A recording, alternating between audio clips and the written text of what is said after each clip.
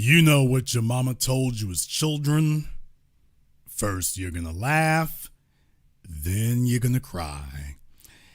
And Travis Kelce has single-handedly obliterated the hopes and dreams for an entire generation of internet bedwenches from around the globe.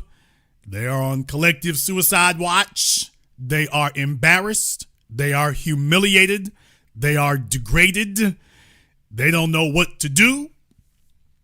And it has been delicious to watch them as they have gone into full-blown mental and emotional breakdown. But it was all very predictable. It was all very predictable. And first, I'm going to explain to you why there's the issue. Let me explain to you first about that.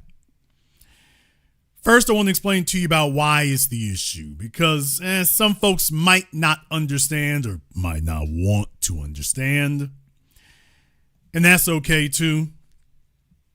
But as black men, we tend to take a lot of mess.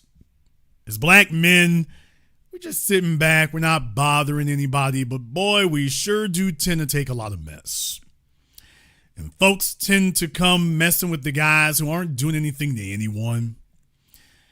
And then you got other situations where people are being used as puppets and proxies. And Kayla Nicole was Exhibit A. She was Exhibit A. And there are lessons maybe some of you can learn from her life.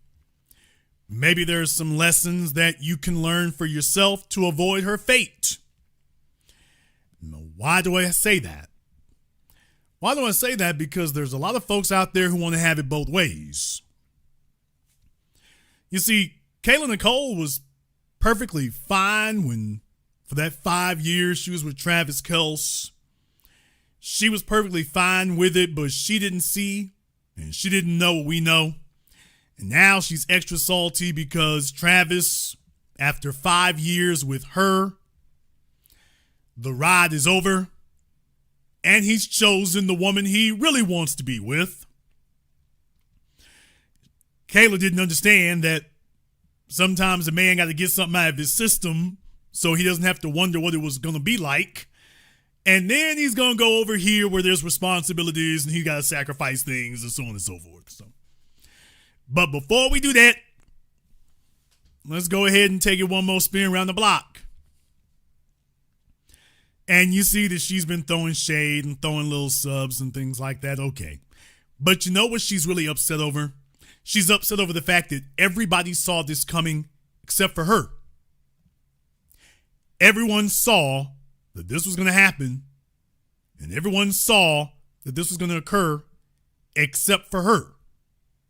Because you see, she saw things differently. Let me give you a picture of what I mean. This is what she thought. Yeah, this is the way she was looking at life. This is the way she thought it was going to be. At least the way she thought it should be. You take a look at her face. You take a look at her. That is genuine admiration. Oh, she's looking up to him. She's like, this is it. Zaddy has arrived. My ship has come in. This is the dude. That's what she was aiming for the whole time. She felt like this is exactly where she belonged. You see that expression on her face? That is genuine submission, genuine contentment, genuine satisfaction. Nothing more need be added. And she was just waiting for him to finally go ahead and pop the question. She was waiting for that. She was waiting for it. And that didn't occur. She was waiting for it, and that didn't occur. And she has an issue there. Because we all saw it coming, particularly as men. We saw it particularly as men. Well, Jason, what do you mean? Well, as men, we saw the whole damn time what was coming. And if I could show you exactly what I mean by that, I mean this picture right here. This was the picture right here. If ever there was a picture that summed up to you the two attitudes between the two people, this is the one right here. And I bring this up for a reason. I bring this up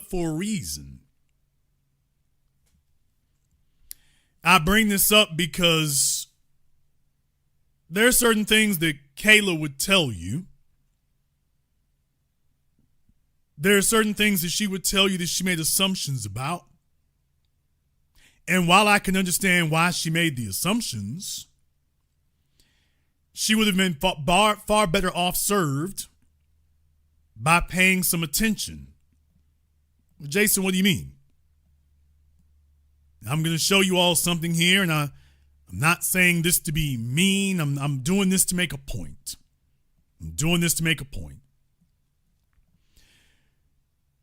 This is a side-by-side picture of Kayla Nicole and Taylor Swift. Now, I cut Travis out of the picture, but this is Kayla Nicole and Travis. This is Kayla Nicole and Travis on the boat. This is Taylor Swift in the bikini.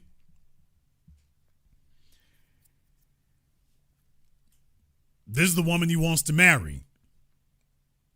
I cut Travis out of the picture with Taylor, but he's the one holding her hand.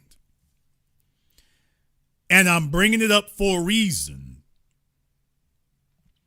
You see, Kayla would be telling herself that she was winning. She was telling herself that she was winning. And if this were a bikini contest, absolutely correct. It would be. But it's not. And that's where you messed up at, is that thinking that this is a bikini contest. There's where a lot of folks are going to mess up at. You start telling yourself that as long as I look good on Instagram, that's all that matters and everything else goes out the window. Well, here's the problem. The problem is you live in a world that lies to women. You live in a world that lies to women on a regular basis. It tells women whatever they want to hear so long as they do whatever you want them to do. And that's the problem. Right there. You can't see what reality is because you don't want to see it. You want to believe it's real. But as men, when we saw that look on Travis Kelce's face, with his hands wrapped around your butt cheeks, and this is the picture that he put out to the world, as men, we understood what we were looking at. We understood what that was when we saw it the first time. We didn't have to be told 3 or 4 times. We knew exactly what that was. Right then, right there. Give you another one.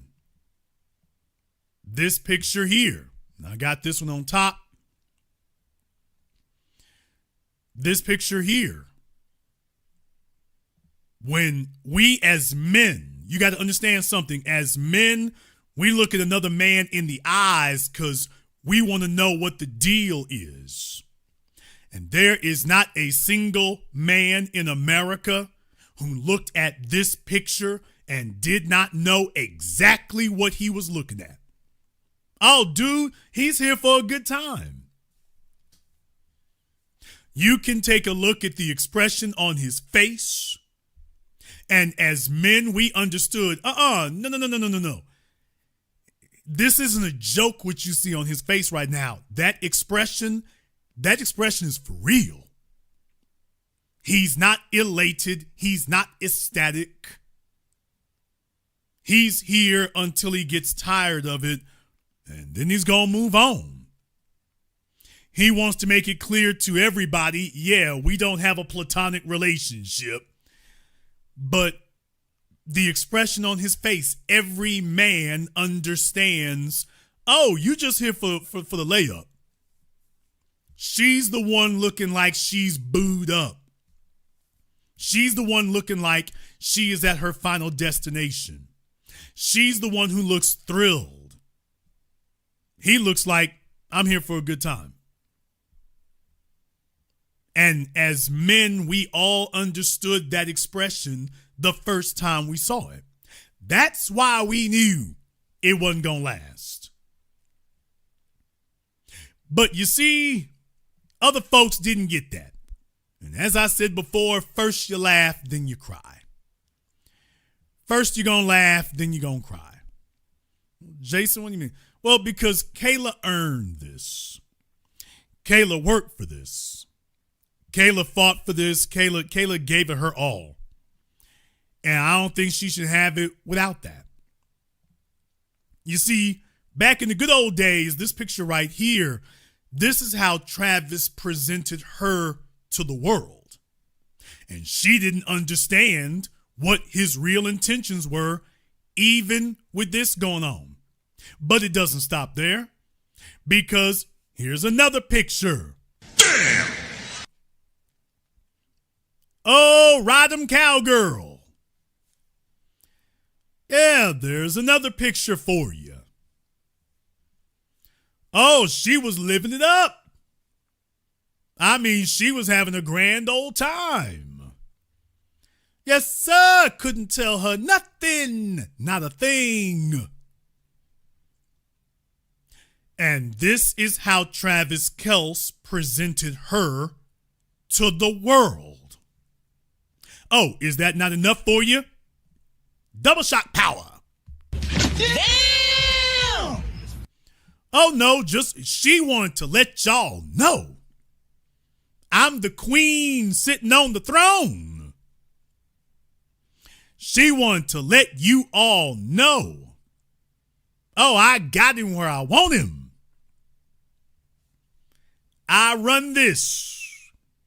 Oh, no, this is how Travis presented her to the world. This is how he did it.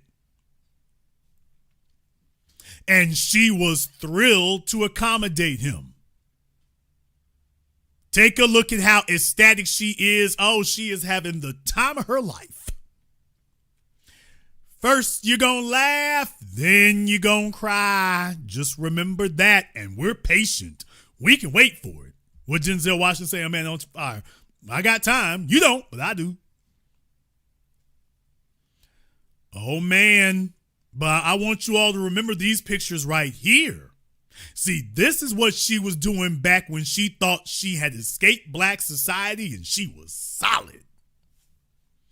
Oh, there are no regrets on this screen right here. She is thrilled. Absolutely thrilled. And I bring this up to ask you all one question. Do you think that we are ever going to see any pictures of Travis Kelce with Taylor Swift, either as his fiance or his wife, doing this? What? Do you all think that we're ever going to get that Travis is ever going to put out any pictures like this? See, old numbskull Kayla didn't get it. Kayla Numbskull Nicole didn't understand. He was putting out these pictures and she was thrilled to accommodate him to do so. And I'm just saying, by the way, baby, you supposed to be his woman and this is how he's presenting you to the world. Men only present a female to the world like this when things are going a certain way. We do not present a woman to the world like this who she's going to be our representative. Now, the chick we want to brag about and, hey, I got me a baddie and stuff like that, yeah, you're showing her off like you do a car. like you do a pair of shoes, like you do some expensive jewelry, she would be well advised to make sure that, by the way, hey, if that's you, I suggest you pay some attention. I suggest you pay some attention because that matters. Folks, she was doing this and she didn't understand. And do you all think that he's ever going to have pictures of Taylor Swift like this? Hell, do you think there's ever going to be a picture like this one of Travis and Taylor Swift? Do you think we're ever going to get that picture? Just something like this one on your screen right now. Do you think we're going to get that one right there? Because I don't think we're going to. I don't think we're going to. I really don't. I want to take a moment here to teach some folks some things because people don't understand it or they don't want to understand it. And that's okay. Everybody acts dumb until the bill comes due. Then they stop acting dumb anymore. So everybody just pretends to be stupid. They just pretend to be stupid until the bill comes due. You want to know somebody else who didn't understand what this means? And as men, we understood it. But you want to know somebody else who didn't understand what it means? Take a look on your screens one more time.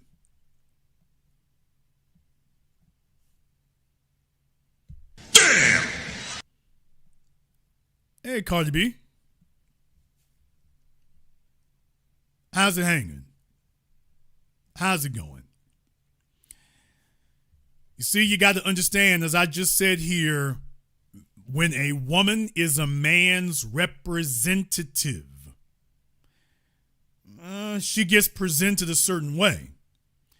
But when a man isn't really, you don't really have that spot. You don't really have that position.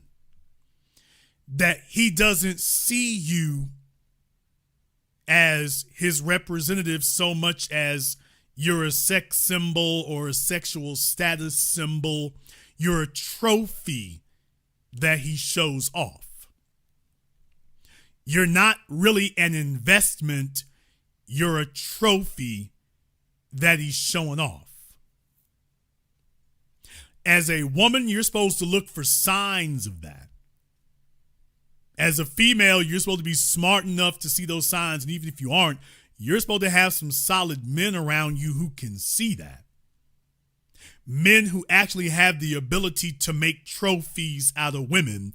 Because if you got brothers, if you're a female and you are the sister of brothers and they get around and they know when they got a female and she's just a trophy like that, but he doesn't see her as his feminine representative, your brother's gonna let you know. If your daddy got pulled, he gonna let you know. Problem is, we got too many incel square awkward dudes out here today, so females don't really have a reliable source of male input anymore. So what I'm saying is really anachronistic. Look it up. But by the way, I mean, if anybody was doubting me, whether it's Tiana Taylor or whatever, when a man, when you strike in this particular pose, yeah, because here's the thing. You can't even see your man. So when the man's got you doing this pose and he can't even be seen, there's something else he's trying to communicate. And he's trying to communicate it to other men. Yes, it represents sexual dominance. What it doesn't represent is sexual permanence. So to every female out there who wants to tell herself, oh, it ain't like that or whatever, baby, you's a fool, but go ahead and keep being foolish. So Kayla didn't get it, y'all.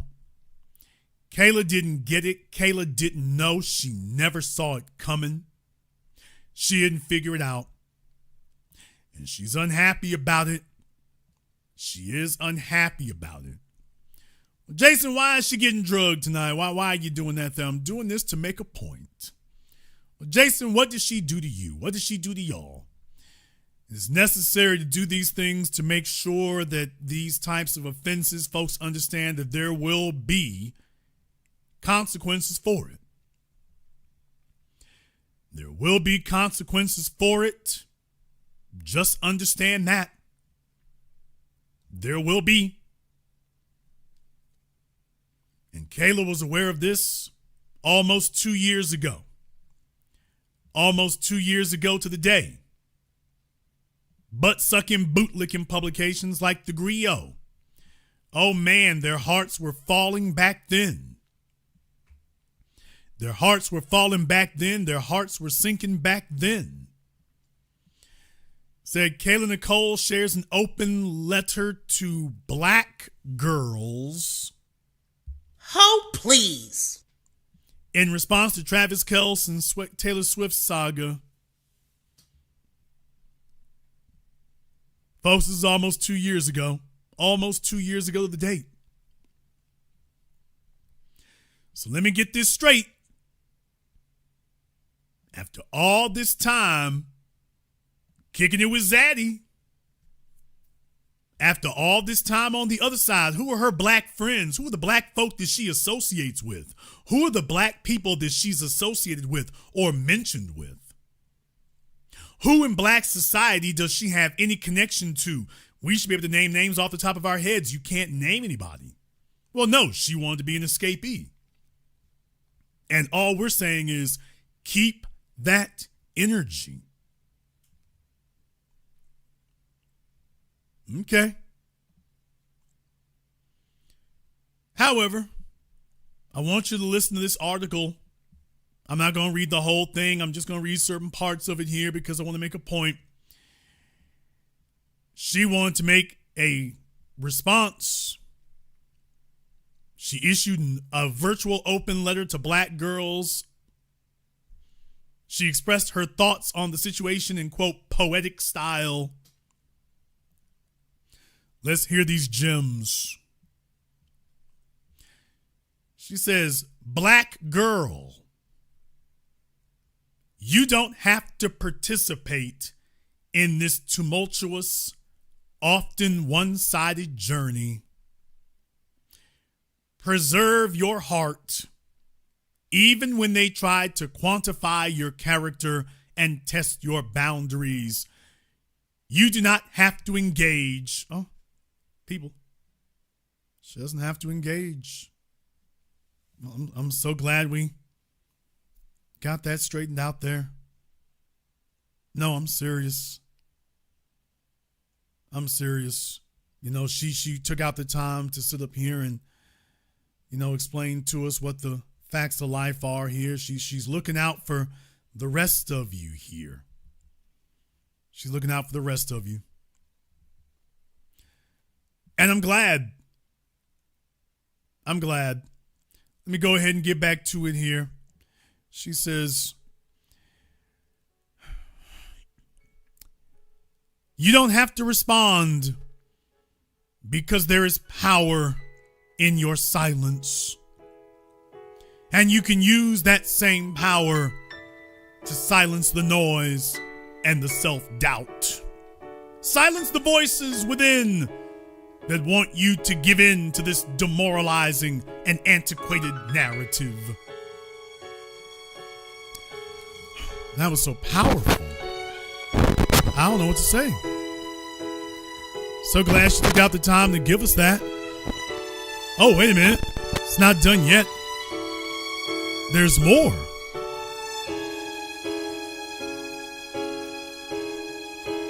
Dear black girl, they may call you a traitor for falling in love. You'll hope the ones closest will protect you, but you will quickly find out that people don't protect what they don't value. They'll say you deserve the backlash and embarrassment because of your blackness. You should have known better. They'll even try to tie your value to your net worth. But black girl, please remember, your value lies elsewhere. The rage of the world is loud, but black girl, your God is louder, and your tribe is stronger. Your blood runs deeper and is filled with strength. This isn't just about me. This isn't just my story, a singular experience. My truth, trauma, and vulnerability are a relatable part of the human experience. I know I'm not alone, and I want to make sure that you know you aren't either.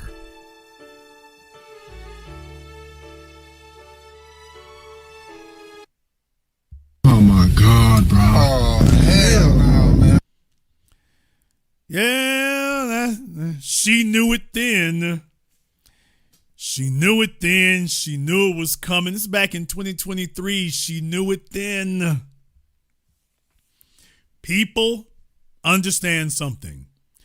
The single most important thing to human beings is not money, probably not even love. It is status.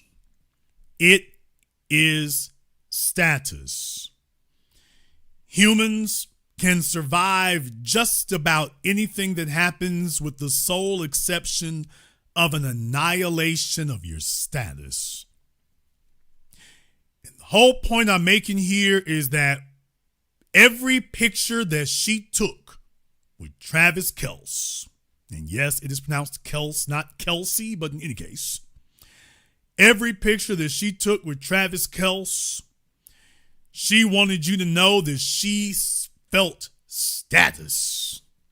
She felt that her status had been upgraded. Oh, by the way, why is she wearing a ring on this finger in this picture here, by the way? What? Damn! All right, never mind. She wanted you to know that she felt her status had been skyrocketed. That was it. Status up. Ain't nothing gonna bring me down. And when she thought that she had graduated out of black society, she was fine with it. She was fine with it when she thought there was an escape hatch. In the chat room, superb. I'm so glad you said that. I am so glad you said that. I like having an opportunity for people to appraise us to the error of our ways. And definitely I'm glad that you've taken this as an opportunity to let us know what we don't see or what we don't understand. Because this is certainly a place that loves to clear up lack of understanding. And since you've said that there, let me go ahead and give you a way to contact us directly so that you can explain to everybody exactly what it is that we don't get. Because before now, we thought we had a pretty good handle on this, but now that you brought it to our attention that we don't, there's the link to the Zoom in the chat room there. So superb. So glad that Superb wants to let us know that we are wrong. Great. And of course, if we're in error, Superb will have no problem letting us know exactly what it is that we're supposedly wrong about. Oh, don't worry. There's some folks, they're kind of in their feelings. They bet all their chips on Zaddy. You see, when they broke out, they had to do the Candace Owens. They put all their chips on Zaddy. That was it. They cashed in all their chips over there. So what happens when you load up everything you got?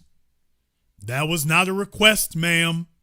If you're in the chat room, you need to give us a call. If you're not, deuces. That's not a request.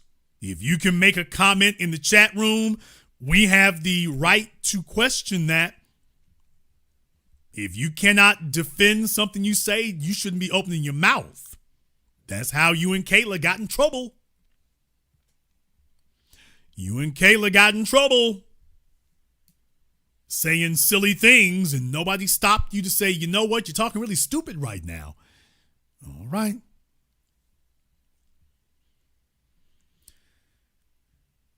But there's another dimension to this I want to cover.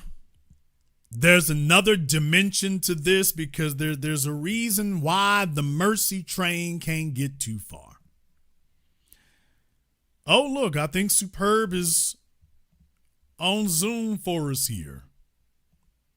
I think Superb is. Now, Superb, just to make sure we don't have any trolling issues, I just need you to make sure you have your camera and your microphone turned on. Nobody else is going to see you, just me. I'm the only one who's going to see you. I'm the only one who needs to see you. You are half dressed. Damn! Y'all, she has her little D cups hanging on out here. Unmute yourself, silly. Okay, you are advertising your goods. What'd she say? I'm trying to get Jason over here to see what I'm working with. I see. Ma'am, unmute yourself. Y'all, this one, breasts and no brains. This is basically it. I need to find out. I got a couple of questions, though. Take off your earphones, dear. That's probably what's messing you up. Try turning those off and see if that helps. Okay. She looks pretty young herself, so if I got to get somebody to come over there and help her work this newfangled technology. I got one bad suspicion here. Just a bad suspicion. She's trying to figure out which one is the microphone. She's squinting her eyes and everything. She's like, ooh, is this a microphone here? You might have to check which audio input you're using. Trying to give her an opportunity here, folks. This newfangled technology is strangling her. So she don't know what to do with it. Oh boy, take two. Can you hear me now? Yes, I hear you now. Okay, let me get rid of your other one. Oh God. There you go. All right, ma'am. I have 3 questions for you. You all don't see what I'm seeing, but I got 3 questions for you. I don't want to answer. I just didn't want to be banned. That's okay. I have 3 questions for you. He's already telling you what he wants. It's 3 questions. That's simple as that. Can't be that hard. Number 1, how old are you? 27. Okay. Number 2, what city do you live in? South Carolina. Okay. That's a state, but yeah. Thank you, man. That's a state. It's not a city. Nobody's going to come look you up, I promise. I'm in Florence. Okay. Right at the end of I-20. All right. And last but not least, where are your people from originally? Jamaica. That explains it. Y'all don't see what I see here, but the way she got the hair, she's got the Caribbean, she doesn't have the Caribbean gap. She's got the Caribbean teeth whitening. So she's gotten her teeth whitened and straightened. She's got the Caribbean. This is her post-orthodontist. So she got the teeth straightened, the teeth whitened. She got the whole 9 yards. So she's ready to go. She's got a good smile on her. She's ready to go trap a zaddy. She is ready to go put a zaddy in a bear trap. Now you got a ring on your finger. I just wanted to know if the people at Costco know about the ring. The ring. Oh, Lord. Yeah, they know about it. Okay. Oh, God. Is he white? No, he's black. And so why are you defending Kayla? I need to know this. I just feel like people are politicizing that relationship. It ended 5 years ago, and they just need to leave her alone. It was just a relationship that simply didn't work out. and she moved on. Like, why does she have to bear the brunt of all this criticism just because he moved on to a white woman? Like, if she moved on, why is she still throwing subs about it? people are just dragging everything she has to say. Like, when people know about a situation or a beef, they instigate, and that's really what the internet is. It's just a bunch of instigators. Okay, but if she moved on, why is it that you're saying that she's moved on? I'm saying actually that's from her own behavior. That's clearly not the case. Yeah, they both have moved on. Okay, when's the last time that Travis made a sub or anything that could even be slightly interpreted as being directed towards her? We don't know what happens behind the scenes. Okay, but we know what happens in public. Mm-hmm. And social media and Instagram was where she showed off her performative relationship. Okay, that's where she wrote her letter to black girls. Okay, so obviously that's her means of communication. And she's been consistent. In my opinion, she hasn't really did much. She's just trying to live her life, and I feel like everybody is bullying her. Okay, how do you think there's some life lessons she could have learned?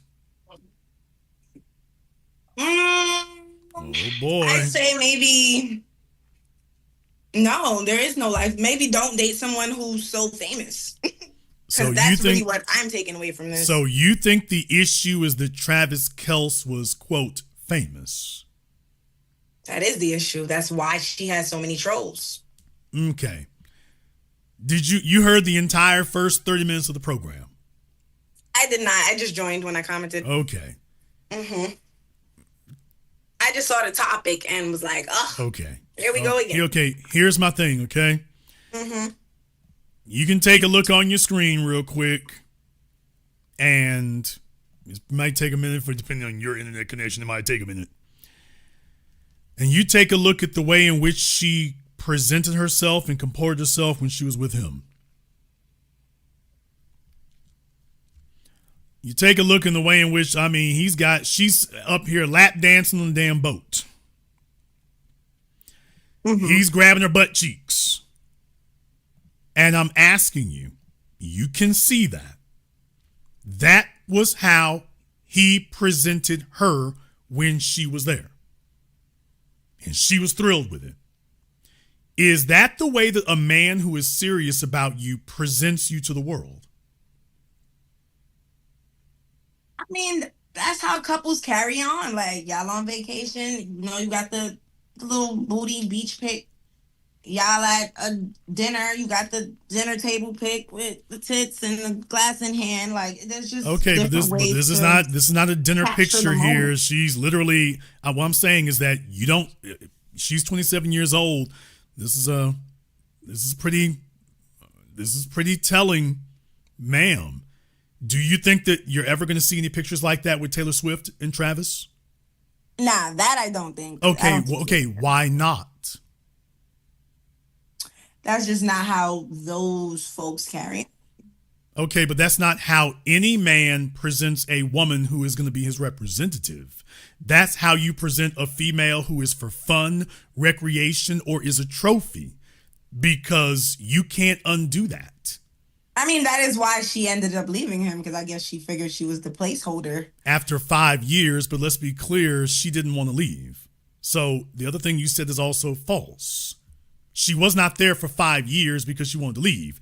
She was there for 5 years because she thought she was betting on an upgrade. And that wasn't going to happen. So most likely what occurred, and many of us have been through this, the female gives you an ultimatum after half a decade or a decade. She figures, okay, I've paid my dues and earned my stripes, and you need to either give it up or get gone. And it's like, okay, well, do whatever you're going to do, but don't ask where the destination is. We've reached our destination. This is where you rank. This is where your value is. Now, there might be some dummy out there who'll overpay, but this is where you rank. This is what you qualify for. And at worst, because he probably dumped her, but at worst, that's what happened. And she decided that he's got too many assuming he wasn't talking to Taylor on the sneak, because after all, you did say he was famous, and we all know that NFL athletes don't entertain the company of multiple women. Do you know how the two of them met? I still feel like the blame is being shifted on Kayla for being a placeholder. That was his decision. That was his choice. Okay, but both are choices. This isn't slavery. This is a relationship that she was thrilled to be in. So this was mutual. How can we put it all on him? I mean, if she believed that her benefit was going on vacations and getting wine and dine, then she technically got what she wanted too. But people are just phrasing it as if. Do you know? Okay. Do you know how these two met? I do not. Okay. I do. Would you like to learn? Sure. Of course you would. All right, you all, from People Magazine. It's on your screens. Sit back and discover something. So Kayla graduated from Pepperdine University. So you're educated black females, and she went off to go work at ESPN and Barstool Sports. So you see, she went to places where white men throw money at a black female with some flat abs and a cute face. And that's where she went. Oh, take a look at this here. Damn! She met Kelce on Instagram. Oh, tell me more. While it remains unclear when Nicole and Kelce finally met, Nicole previously revealed that they first connected through Instagram. Quote, he had been following me, so she wants to make it look like she's so great. He had been following me and Insta-flirting for a few months, she revealed in a since-deleted Instagram story captured by TMZ. The internet is undefeated and is eternal. Quote, all double taps and no DM. So, listen, superb. Listen to this next part. So, after a little liquid courage, I'm assuming she's referring to herself. Actually, she is referring to herself. So, after a little liquid courage and a pep talk from Queen B, something along the lines of, what are you waiting for? I DM'd him on New Year's. I feel like in today's day and age, it's like damned if you do, damned if you don't. Okay, like, wait. Back it up just a little bit. Back it up just a little bit. Let's deal with what we just heard. In light of everything you said previously, let's deal with that. Mm-hmm. She DM'd, she's trying to make it seem like he was after her. And she says that, by the way, she DM'd him. So by her own admission, nothing got started between the two of them before she DM'd him. And she marks that as the point that this is how we met on Instagram. So she's like, okay, he was just kind of liking things or whatever, but he wasn't really trying to reach out to her. Okay, he let her know she had permission to land, but he wasn't going to take the first step. And she said, okay, I'll do that. So that's how they met. By her own admission. She DM'd him. Mm-hmm. That tells you who wanted who. Because if you think that he was alone while he was DMing her, you're naive. So he wasn't by himself.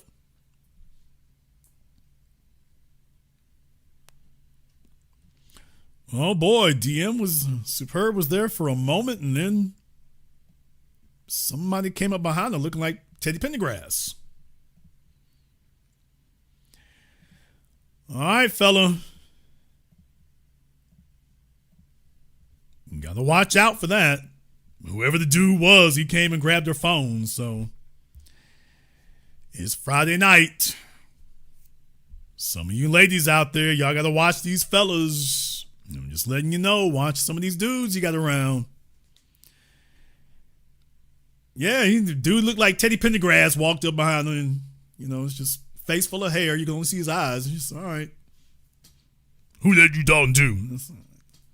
Nothing insecure there. I wanted to ask where his people from, because I'm like, by the way, dude, apples don't fall too far from the tree. Superb, if you need help, type I love white men. Damn! If you need help, just say I love white men. Don't say 911, say 411.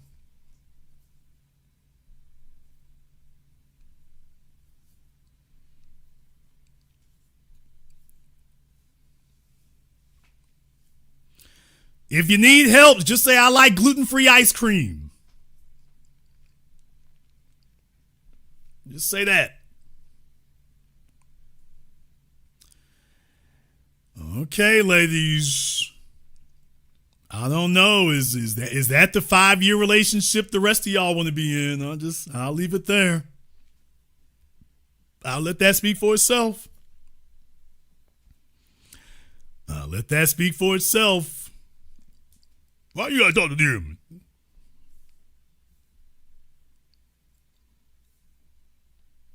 I'm just saying. We don't want no Ike Turner action. We don't want that. Well, welcome to reality radio.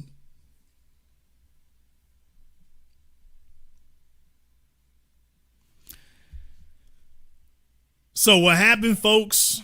That was a lesson, by the way. Just understand that. So Nicole learned a lesson. She learned something from it. Now they want to get their cards back. And this is going to be the way it's going to be going forward. It's going to be like that. Whole bunch of folks are going to be learning it the hard way. When you lose your status today, especially if you got a female who wants to be seen. When you got somebody who wants to be seen, they want to be seen. They want to have shine. They want folks to give them accolades and boost their status, and they want to get attention. Just understand that when that's what they want, there is no substitute. But what do you do? What do you do if you're the person dragging down your man's value? What? What do you do if that's you? What do you do if you think you're doing everything right and you're the person dragging their value down? That's going to be a hard pill to swallow if that's where you're sitting at. And that brings me to the next person. Subject on tonight's program here, coming out of hiding, is none other than Ciara. Oh, Ciara went to the Breakfast Club.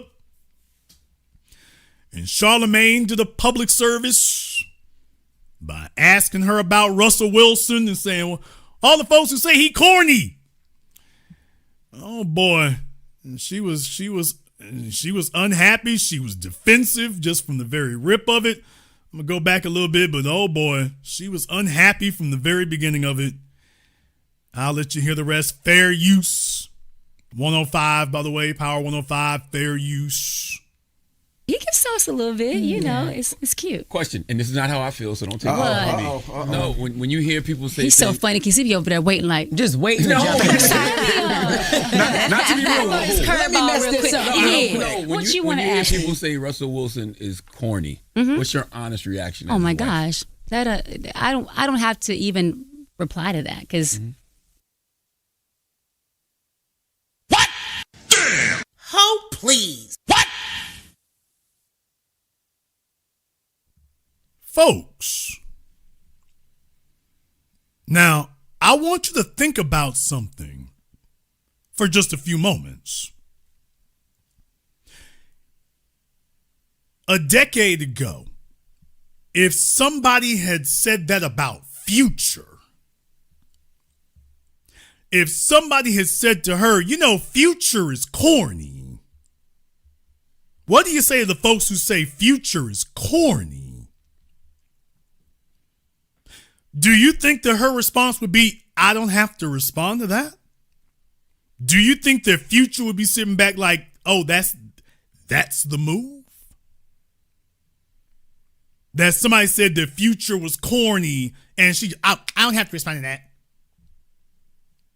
Now I want you to hear the whole response. Now I want you to ask yourselves, if this were Future that she was with, do you think that this is the response that she would give?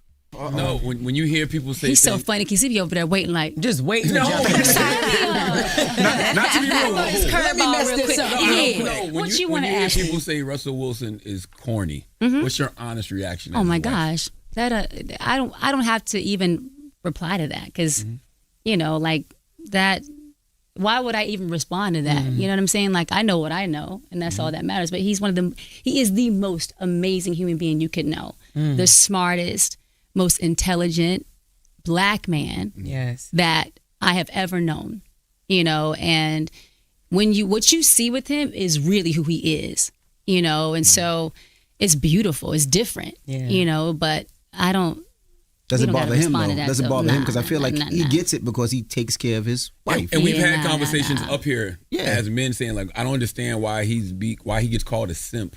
Well, I think it depends on who's. Wait. Who's the man saying it? Well, Channing Crowder said it once. No, we ain't gonna call no names. She wasn't saying names. Oh, okay. She asked who it is who's saying it. It's like, baby, it ain't like a bunch of scrubs. The NFL is saying it. All the players in the NFL are saying it. All the celebrities. So when you say who's the person saying it, baby, everybody, every man in America, and half of the ones outside of it. What? And as soon as Charlamagne's like, oh, okay, you want some names? Let me go ahead and do that. You know, stop saying that. Why? Because you can't sit up here and say they broken scrubs. You can't do that. So yeah, once he started doing that, she's like, okay, let's shut that down. This is the first time that she ever got confronted with reality. And what she's telling you is that her response to it is put her fingers in her ears, la, la, la, la, la, la. And yeah. Do you think this is what she would do if it were Future? If Charlamagne, if she said who said that, she would want you to say who it is. Was it Drake? Was it Young Thug? I mean, not Young Thug. Y'all know it's not unlikely that'll happen. But I'm just saying, would she be saying that? She would want you to name names. She would want you to yell out the ops. And then she would start going at them. If this were Future she was referring to, do you think this is how she would handle that? It's it because he takes care of his wife. And we've had conversations up here as men saying, like, I don't understand why he gets called a simp. Well, I think it depends on who's takes his wife. Wait. Who's the man saying it? Well, Channing Crowder said it once. No, we ain't gonna call no names. She wasn't saying names. She wasn't saying names. She was like, what kind of guy is saying it? I'm not gonna go down a specific lane because I don't want to. Gotcha. I'm just saying. Because you don't want to hear the truth? Okay. Who's the man saying it, right? It's like someone saying a person doesn't love someone, but have you ever loved someone right? Have you ever been loved right? So sometimes people, to me, speak out of pocket because they just don't know. So for me, it's versus being mad about it, just be like, God bless them. You know, like, God bless them. Yeah. You know what I'm saying? Like, so, yeah. Because it's obviously something that they're lacking. It's just, Just hilarious, looking like a Futurama Mouseketeer. What? Oh, she's looking like the little rejected DEI Minnie Mouse. Okay. Yeah, just when she got to pipe up and say something, there's no man who's like, you know what? I want to qualify for the standard to be with her. Who are the fellas out there saying, you know what? You know you a real man if you were just hilarious. It take a real man to be with her. Who's saying that? Who is looking? Who is the man who's looking to gauge himself for his standards by her?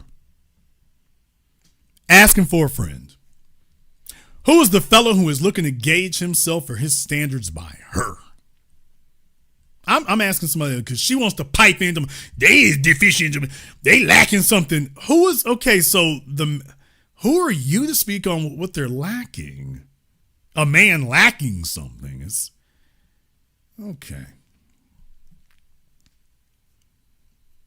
So yeah, that happened. Everyone's entitled to their opinion, but it's like we don't have to live. I don't have to live my life to prove anything to anybody, right? And so I think, sometimes too, people have a perspective just because of how they see life. And that just may be their way. But, to me, too bad for them if they want to live life a certain way and love people a certain way. Right. Too bad for them. The Atlanta never wants to come out of you. Like one time, like the Atlanta just say, "Yo, suck my from the back," like that. Atlanta never just wants to come on. First of all, that's New York. CC That's did New not York. talk like In that. Atlanta, that's a good time. Listen.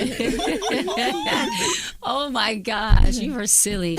Let me tell you, do I want to say stuff sometimes? Absolutely. But is it worth it? No. What Michelle say, when they go low, we go. Yeah, but sometimes you gotta take it to hell with them too, though. Yeah, but is it really worth the breath? Like, I think about how many people I've seen come and I've seen go. And I leave it there. So you telling me Ciara got a prayer, but she don't got a curse? No. Ciara don't ever just No. curse somebody out like. Dude, she don't got a curse, no. But will she curse? Yeah. Yeah, Good Christian wife there, Russell. Your representative is doing what she do. All right, folks, now that you've heard the audio, without me interrupting, let me go ahead and back it up, pause, and play it again to show you a few things. I don't have to even reply. No, when you hear people say He's so funny because he be over there waiting. Let's do an analysis of body language. Oh, yeah, we're going to do that. Let's just do an analysis of body language. Watch her body language. And keep in mind, Jess Hilarious is directly to Ciara's left. She's right off camera, but the laptop that you see there in the bottom right-hand corner, that's Jess Hilarious. So now and DJ Envy is directly across the table from Ciara.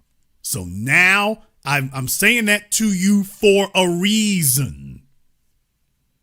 Listen to who's talking, and now watch some body language. Like, just wait. No. not to be rude. Let me mess this up. What you want to ask? So that's the first thing she does is she going back and forth with Jess. No, when you hear people say He's so funny because he be over there waiting like, just wait. No. not to be rude. Let me mess this. So that's her backup over there. So sister girl here is like, okay, that's the first thing I want y'all. And by the way, what is she wearing? Why is she dressed? Okay. I mean, that's like a 4X shirt that she's wearing. But all right. I mean, I'm not trying to be a smart aleck or something. I'm just saying, okay. Usually, I guess the booty shorts are in the dryer.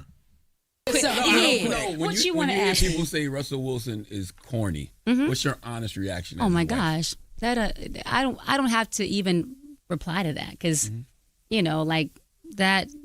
Why would I even respond to that? Charlemagne's the one who asked you the question. When she was looking at Charlemagne, she was stuttering and stammering. When she finally says, "Why do I have to answer that?" she turns around and once again is looking at Jess for backup, for reassurance, for encouragement. Jess didn't ask you this. Charlemagne asked you, and when you were looking at him, you're stuttering and stammering. She doesn't finish the sentence until she turns around and looks at somebody else. So anybody can tell you that in psychology, that's a tell. She's not comfortable saying this.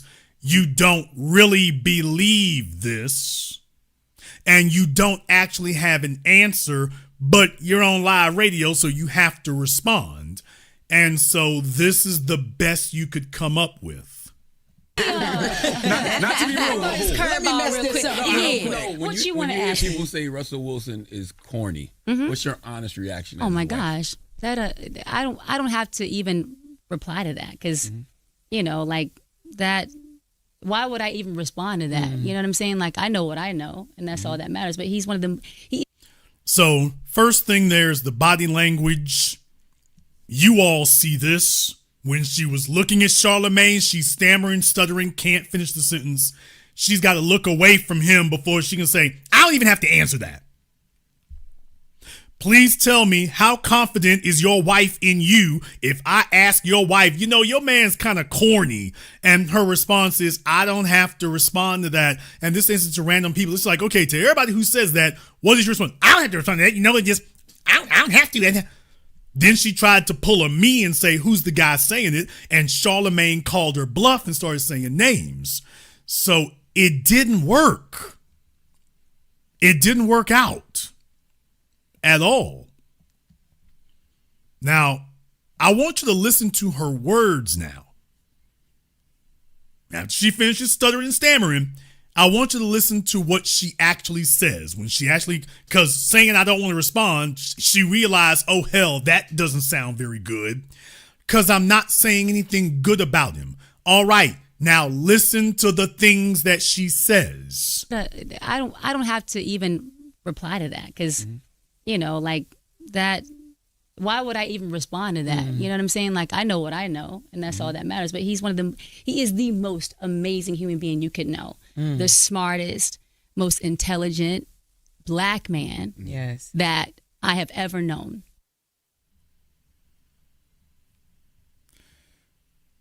So the question put to you was about him being corny. She then goes on to say he's the most amazing. People, these broad generalities, terms that you could say about any person that you know, nothing specific to this individual.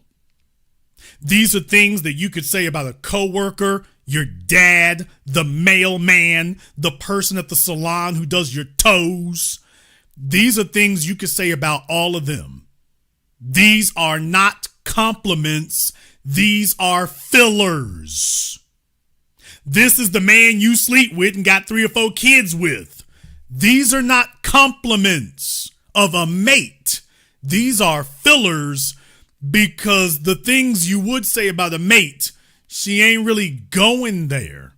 People, once again, if she were talking about Future, do you think she would say this? Don't have us go dig back in the crates and do a side-by-side comparison. If you asked her about Future, would she say, oh, well, he's just, he's amazing? And then that she's groping for something to say because she was redundant. She said he's smart and intelligent. You already said that. Why would I even respond to that? You know what I'm saying? Like, I know what I know, and that's all that matters. But he's one of them. He is the most amazing human being you could know. The smartest, most intelligent Black man. Yeah, you already said that. Smartest, most intelligent. Yeah, you covered that when you said smartest. We got it. That's what when you start giving out synonyms, you're not saying anything new. Oh, he's amazingly smart and very intelligent. Okay, you're repeating yourself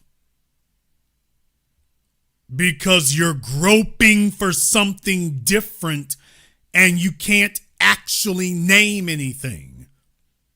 Furthermore, Russell Wilson's never been a paragon of intelligence to begin with. He's not the biggest idiot in the league, but he's never been known as a scholar of anything. But all right. But I suppose compared to Future, he's a Rhodes Scholar. Okay, but the bottom line is she acted like she was going to name off some laundry list, and she didn't. She's like, well, he's not a dummy. Nobody said he was a dummy. We're saying he's socially awkward. And then Charlamagne came back and said, yeah, about him being a simp. Okay, but see, that's negative because of you. That's the part she didn't want to get into, because what she understands the criticism of Russell is because he's with her. She is what's dragging his value down. She is what's dragging his stock down.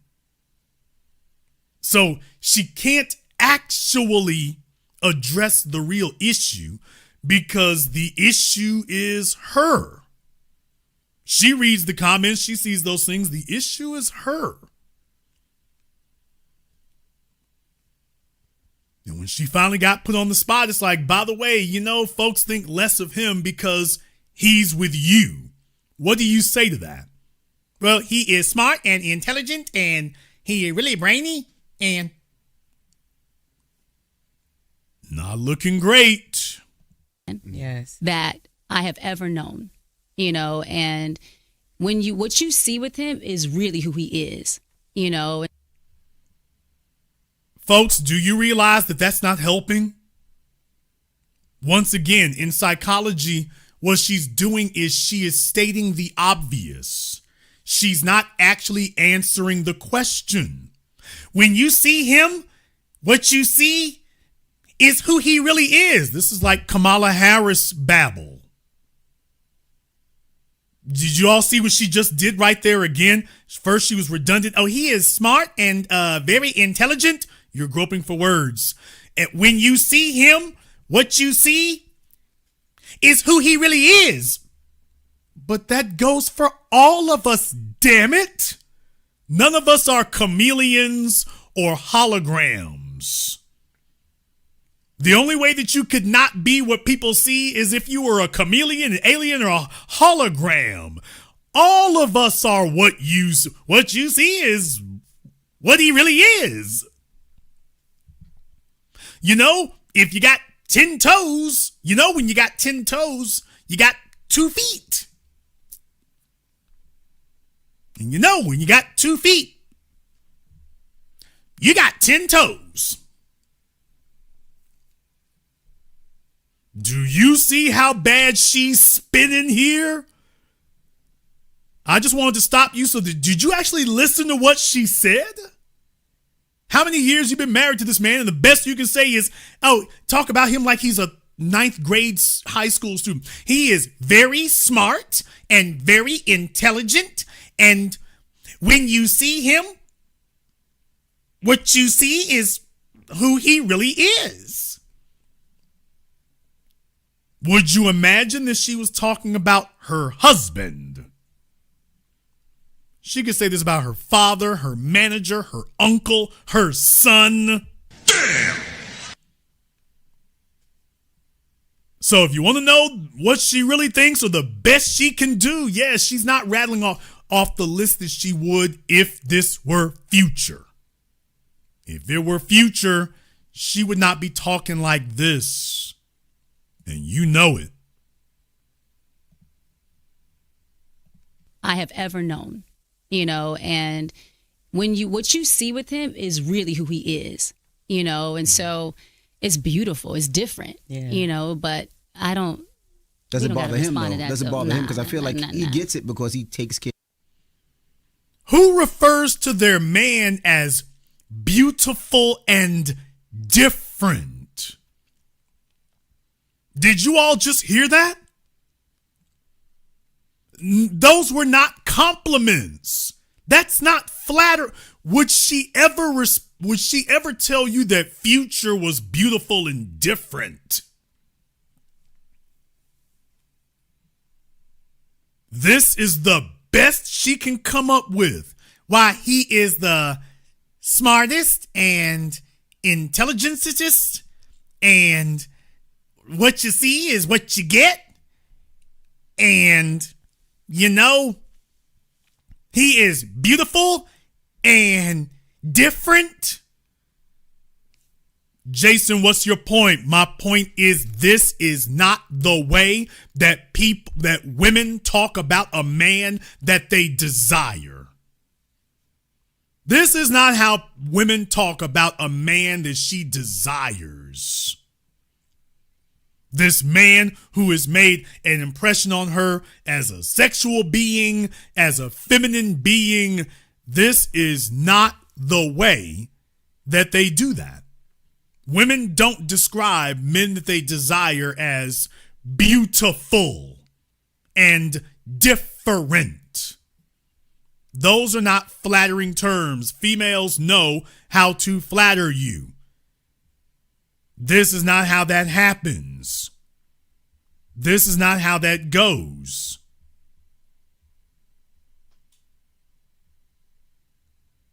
So that's the thing I want you to keep in mind here is if you actually listen to what the hell she said, that's not a compliment. But this was the best she could do.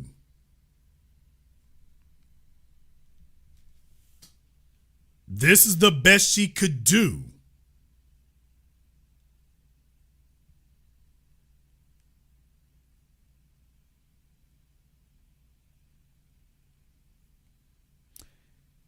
I want to bring this to your attention here because if nobody else stopped long enough to make this a point to you, I want to take a moment to do that for you.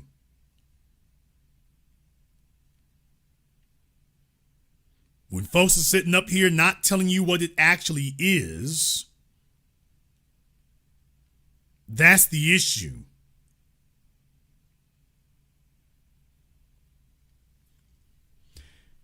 Don't let all this babble and all this weird speak sit up here and fool you. I'm so glad they finally got her to come out of mothballs and to answer the question and confront that one. From her body language to her words, she doesn't actually have a whole lot good to say about him. She talks about Russell Wilson the way that you would talk about your little brother, or worse, your little sister. Damn! Now, there's the real issue. She's talking about Russell the way that you would your little brother or your kid sister. But she is not talking about him like the masculine leader of her home. She is not speaking about him that way. Oh, he's amazing and beautiful and different. What is this, a trip to the Louvre? A trip to the New York Metropolitan Museum? Do you think Future would be called amazing and smart and beautiful and different when somebody said he's corny? Somebody calls Future corny and Ciara, you think this is how she would respond? This is not how women talk about a man they desire. That's the bottom line. Of his wife. And we've had conversations up here as men saying, like, I don't understand why he gets called a simp. Well, I think it depends on who. You know exactly why he gets called a simp, Charlamagne. Stop lying. He gets called a simp because he's literally taking care of baby Future. Literally. He is literally taking care of baby Future, literally going above and beyond, out of his way, literally ignoring tats, brats, and ats, literally taking on another man's burden with a great big huge smile on his face. Yes, that's beyond corny. It's a simp. And she doesn't like that. Take a look at where she's looking. When he says this, take a look at where she's looking. Charlamagne is saying these things, but look at her. He's saying that, and obviously somebody blows are getting up in there because, yeah, she's like, oh, let me look in a different direction. I don't understand why he gets called a simp. Well, I think it depends on who's. Wait. Who's the man saying it? Do you see that? Charlamagne is the one who said simp, and once again, just like with Jess Hilarious, she's looking everywhere except the guy who said it. She can't even look Charlamagne in the eye and defend this. She's got to go appealing what she's doing right there. She's appealing to DJ Envy the way she was appealing to Jess Hilarious. Ma'am, if you truly believe this, you shouldn't have to appeal to other people. The fellow who said this, why don't you turn and say it to him? No, Zick, you're wrong. Just stop. Take a look at Charlemagne. Those microphones, dude, they pick up everything around them. No, you're wrong. Look at Charlemagne. You don't have to talk directly in the microphone. She's being heard just fine. Not one time will they say put the microphone in front of you. All right. Okay. To be fair, no, everything's fine. One more again. I don't understand why he gets called a simp. Well, I think it depends on who's. Wait. Who's the man saying it? Mm-hmm. Well, Channing Crowder said it once. No, we ain't gonna call no names. She wasn't saying names. She wasn't saying names. She was like, what kind of guy is saying it? I'm not gonna go down a specific lane because I don't want to. Gotcha. I'm just saying who's the man saying it, right? It's like someone saying a person doesn't love someone, but Charlemagne's sitting right there. He's sitting right there. And she's not addressing the person who said it. She keeps looking everywhere else. Yeah, because she can't look him in the eye. Because she's worried that if she keeps doing this, then he's going to just start pulling out more and more. So she's appealing to DJ Envy and Jess Hilarious to cut off this line of questioning and bail her out because she looks so obviously uncomfortable. That's my point, people. Look at how nervous and uncomfortable she looks. Because she is really who he is, and so it's beautiful, it's different, but I don't.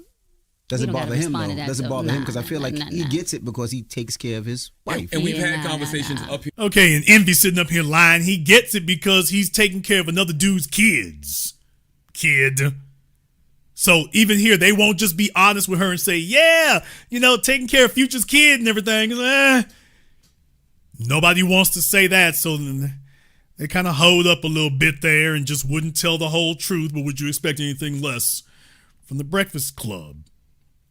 So in any case, here, as men saying like, I don't understand why he gets called a simp. Well, I think it depends on who's. Wait. Who's the man saying it? Mm-hmm. Well, Channing Crowder said it once. No, we ain't gonna call no names. She wasn't saying names. She wasn't saying names. She was like, what kind of guy is saying it? I'm not gonna go down a specific. Okay, folks, I'm gonna say one thing right here. If this were Monique on the Breakfast Club, damn. Now, I have a lot of criticisms about Monique, and I will continue to do so. But there's one thing that I do respect about her. Y'all know when she went to the Breakfast Club and anywhere else, she says name names or it didn't happen. I respect that. I respect that about Monique. She's like, somebody said XYZ. She's like, name names or it didn't happen. Ciara got there. Charlemagne started naming names. She's like, enough of that. Enough of that. In the chat room, JM.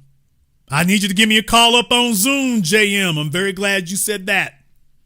Very glad you said that, JM. So enough in the chat room, JM. You have been called down for The Price is Black. And deal with it, nigga. So go ahead and hit the link for the Zoom, sit back, smile, and dial. And we'll be glad to allow you to pontificate on this matter more. Hopefully your husband ain't there to snatch the phone from you. Damn! Nigga, please. Now, JM, if your husband's there to snatch the phone from you, then I don't want you to get body slammed in the middle of the damn living room. We haven't heard back from Superb yet either. Superb, where are you? Hope old boy didn't break your phone for you, but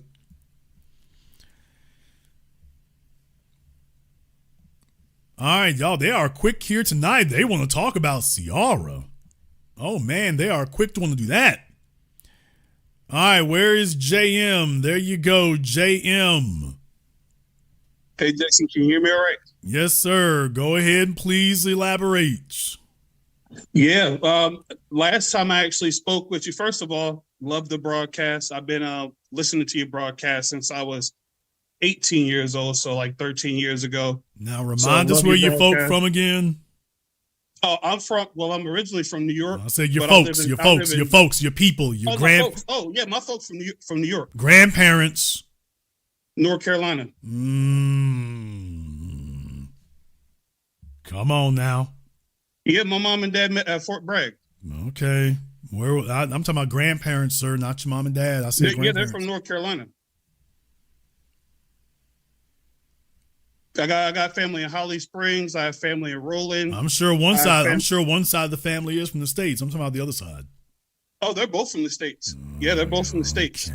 North Carolina, South Carolina, New York primarily. Y'all don't see what I see here, but okay. Y'all know how this goes. In the interest of saving time, I'm not going to play prosecuting attorney in the interest of saving time, but I just want y'all don't see what I see, but no. All right, go ahead and explain your position. Yeah, so I'm a little bit biased, and the last time I spoke with you was actually about Russ, because I went to NC State, so I'm a little partial. He was our quarterback. Look, one thing I know about Russ, he liked white women. At least that's what I see. So, like him actually getting Ciara to me is just him trying to prove that he's black enough to essentially be accepted, I would say.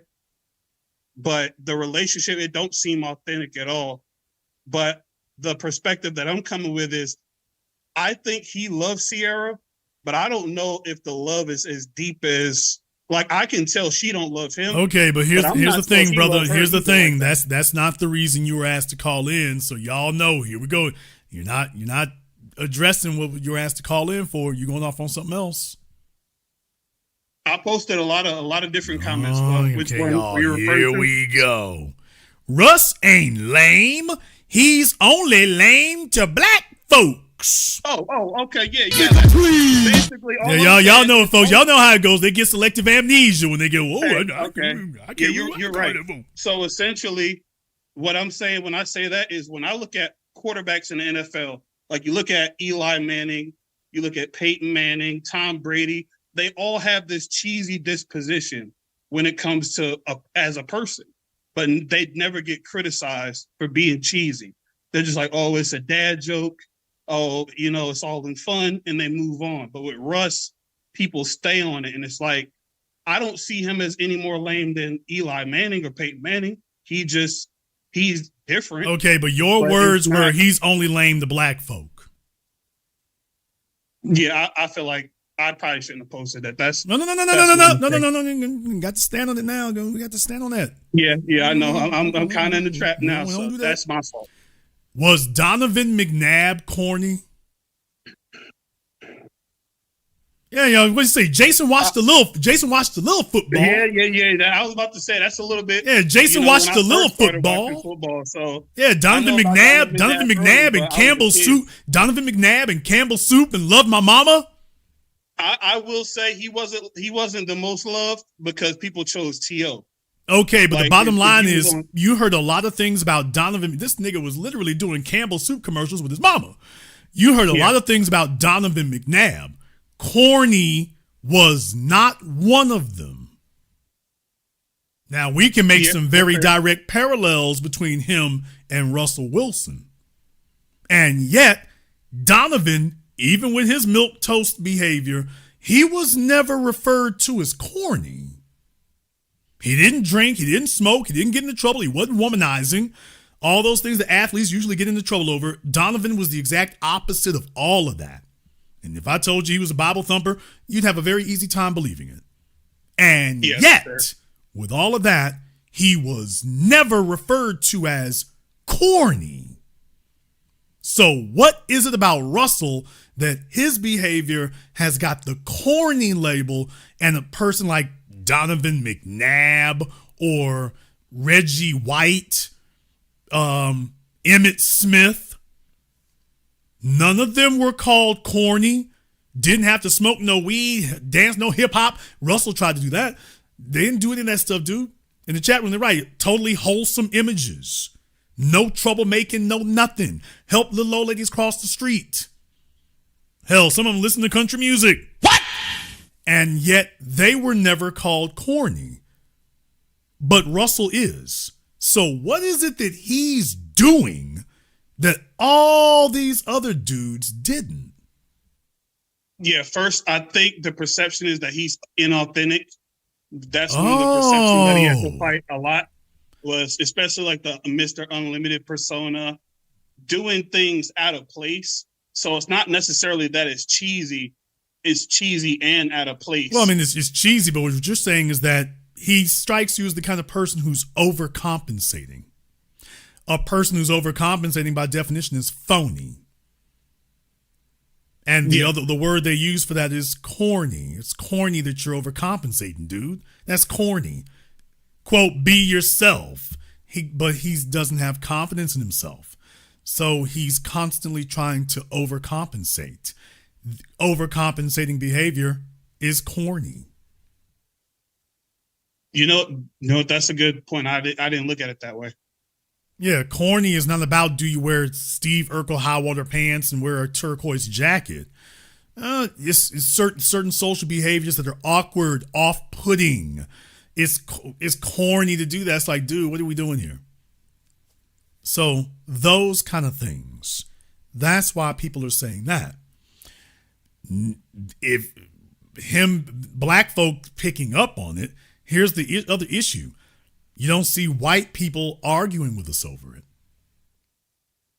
Yeah, that's fair. They don't. So we're just the ones who are probably buck enough to say it, but you don't see anybody disputing it. Yeah. Yeah, I will say I was wrong on that, because that was definitely out of place.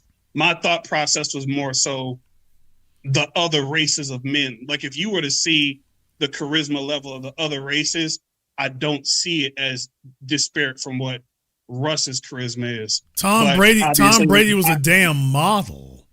Yeah. What was corny about Tom? Well, he's the greatest of all time. I'm just saying, insane. This is a guy who graced magazine covers for fashion, so not really going to get much traction with the corny thing there. Russell Wilson, another reason why he's called corny is females don't dig Russell. That was the reason why when you see Russell with Ciara, red flags go up. Because Russell was never that dude that females flock to. He's not the guy on Ocean Boulevard in Miami that the females are cozying up to. He's never been that guy. And yet he's with Ciara? What is it that all these other women saw that Ciara doesn't? Well, that's not possible. So what that really means is that she's willing to make a compromise that the other females are not. Yeah, because she needs a bailout. Yeah, I noticed that. I would say I noticed that as well. Right. I would say, to me, her situation is similar to like what Aisha Curry went through, like a number of years ago when she was like, hey, you know, my husband, but I'm not getting attention. And she felt some resentment towards him because he wasn't really her first choice, but she married him, but he's still high achieving, but she's not attracted to him at all. So I have noticed that, I would say. Right, but with Russell, his teammates said he was inauthentic. Shout out Beast Mode. He's got a reputation everywhere he goes. There isn't any team he's been to where his teammates are like, damn, we wish we had Russell back. Nowhere. So that inauthentic phoniness, everybody sees it everywhere he goes. So he can put up all the Instagram posts he wants to. The people who actually deal with him and interact with him, obviously everywhere he goes, they lose respect for him. He doesn't go anywhere and come back with more respect. Everywhere he goes, he leaves with less. He's never a plus.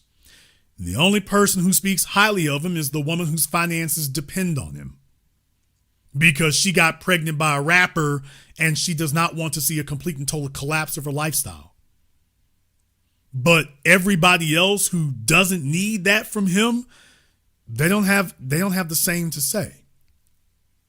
Especially the females. The women don't have that to say at all. And that's very, very ominous. You should have a gang of females talking like that, and he's never been that dude. Ciara went from Future to him, and she's still making music about booty shaking and this, that, and the other.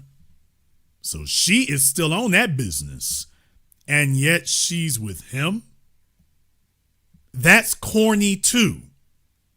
Taking a female and competing for a female who so obviously doesn't desire you. That's corny. Dude, we can see the desire element ain't there. I just showed you all in real time. Even if you talk to about it, the desire element is absent. And you're still chasing her, bro. That's corny, man. We supposed to be grown men. What's this cornball stuff you doing? Yeah. Do you think he's just doing it at this point because he's too deep in the game? I think that I know that Ciara got with him because she was embarrassed and humiliated after Future. And just like Kayla Nicole has been scrambling for the fences after that, and it ain't really coming together, Ciara did the same thing. She needed something because her image was devastated. So she grabbed the last train leaving. And that was all. And she's just like, well, we'll grow to love him. And that's not happening either. And she just showed you in this interview what I said years ago. Women do not talk like this about men they desire. Russell, you're here because you're necessary, not because you're desired. You're here because you're the best applicant for the job. You're just not the most valuable player. But you're the one who will stay. And she's going to suck it up for as long as she can tolerate it. And she's closing in on 40. And his career is obviously in its twilight. And when them two guys spend a lot more time around each other and they're still in their 30s, they'll have to spend a lot more time around each other and they're still in their 30s. Yeah. And that's when she can't look forward to yet another season of them getting him out that house. That's when you're going to find out what's really going on. And if she still thinks she can pull, my prediction is she's going to return to the sexual marketplace one more time. I have one question for you. In this situation, do you think they're going to get divorced like right after he retires?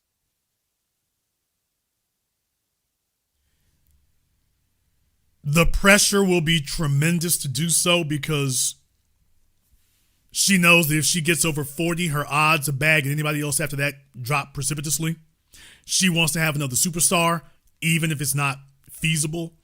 And she's going to be angling for that. So watch out for the big 4-0, especially if he's not with a team. That's going to put the tremendous amount of pressure because she's going to want to monkey branch somewhere else. She's going to want to get somewhere else.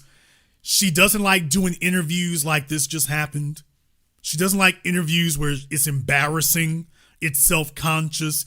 Everybody's talking about the part where they asked about Russell and, yeah, he's a simp. Yeah, he's a simp because he's with you. And she knows it. Now it's been thrown in her face and she knows it. So it's just like, what do you do?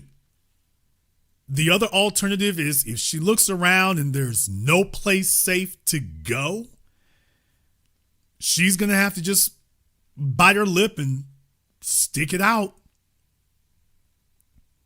Although it'll probably be a situation where she starts spending more time away from home. She going to find a studio to be in, a tour to be on, or whatever. So if he doesn't get out the house, she will. I didn't even know she was still doing music. Yeah, you go to her Instagram. Yeah, she's still doing music. I don't know who's buying it, but she's still doing music. But the bottom line is, as long as she has the ability to do that, she's going to look for more than that. All right. Kebra, Kebra, Kebra, I need you on Zoom. I'll let you have the last word, JM. Well, just wanted to say I love the broadcast. And yeah, I was wrong in my statements. I should have clarified and actually said what I meant to say instead of just saying some blanket statement, leaving it up to interpretation. So that's on me. But like I said, love the broadcast. You really helped me get through freshman year of college. It was real tough. I was a broke college student at the time, and that's when I found out about Black empowerment, found your broadcast, and it's changed my life. So thank you. I'm glad to hear that. Don't be a Travis Hunter. Well, absolutely. Thank you very much for giving us a call. I don't discuss high value men. I build high value men. Now, look, once again, I don't think Russell Wilson, I don't hate Russell Wilson. I was about to say I don't think he's a bad person. According to his teammates, however, they got other things to say. So, especially when somebody's wearing the Christian thing on their shoulder, we all know most people who wear it so blatantly, it's supposed to just show from what you do. You're running around and your middle name is Christian. Your middle name is Jesus. Yeah, that's usually what phonies do. Phonies and hypocrites who are trying to conceal some other behavior. So the more pious they try to come across, the more sanctified and righteous that they lead with, they're usually trying to hide something else. They're usually trying to use that to hide something else, and the something else is usually very worldly, very secular, very sticky, and not very pretty. So, in Russell's case, I don't hate Russell. I don't hate Travis Hunter. I don't hate Will Smith. But I have to call it as I see it. I'm not going to pretend that I don't see what I see. Travis Hunter, as I said, that girl was already pregnant. I said from the beginning that she's going to go for the baby first. Go back through my broadcast. I said she's going to go for the baby first. And what do you know? Now they've confirmed it happened exactly the way I said. She was already pregnant and then basically muscled him under. Oh, well, nigga, might as well get married now. And he's sitting there cheesing and grinning. And she's just waiting till she gets out the maternity ward. And sure enough, yeah, she was pregnant before they got married. Sure was.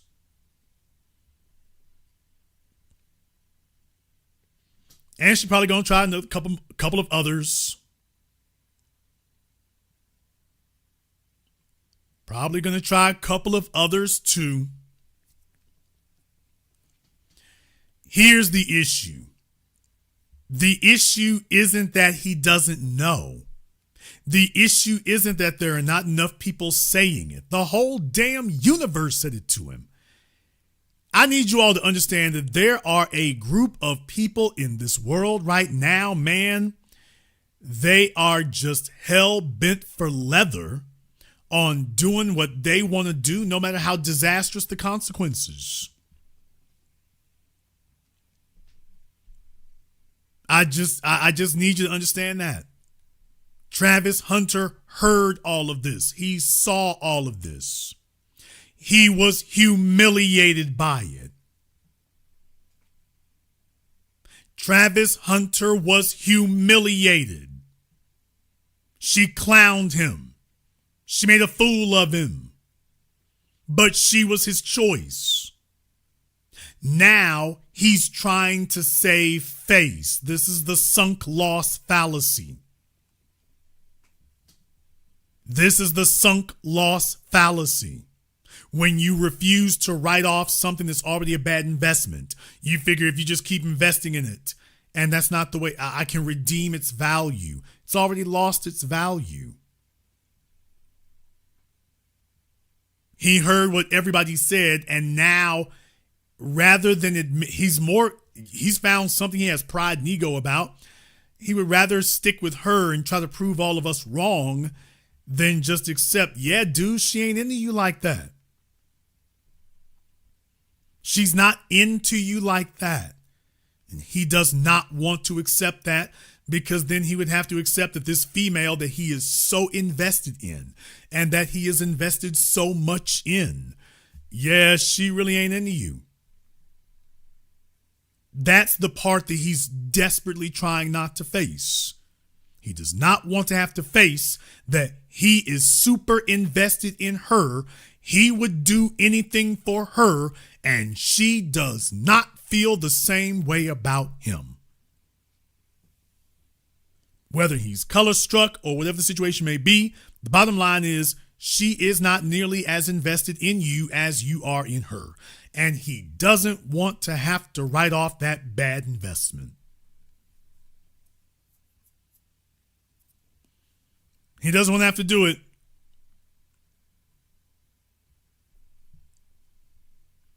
And hearing the rest of the world say it, that they see it, that humiliated him so bad that he feels like, I'm going to prove to you all that you're wrong.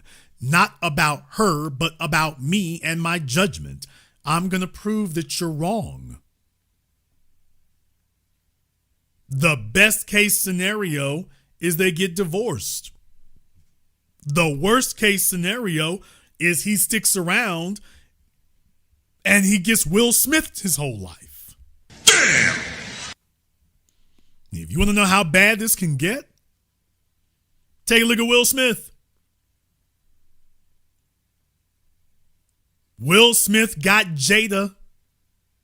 If you want to call it that, he got her. And no matter what, she's like, oh, Will, I'm never going to divorce you. I'm never leaving. Okay. And was that happily ever after? Was that riding off happily into the sunset?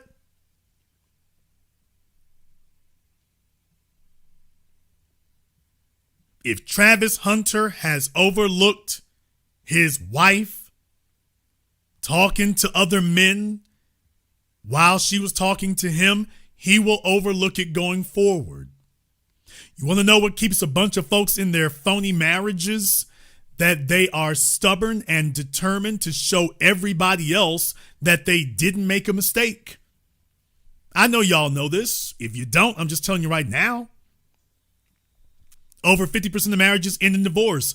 Those are the folks who scrounge together the courage to stop pretending. Yeah, but of the 50% who stay married, you realize that I would tell you that half of those folk, they want to get divorced, but they're embarrassed, particularly the females. But in the case of Travis Hunter, it would be him.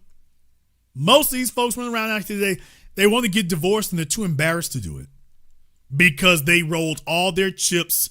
They alienated family for this person. They alienated friends for this person. They alienated co-workers. They gave up a bunch of money. And they are unwilling to admit that they were wrong. Not that they're not worth it, but that it was never worth it.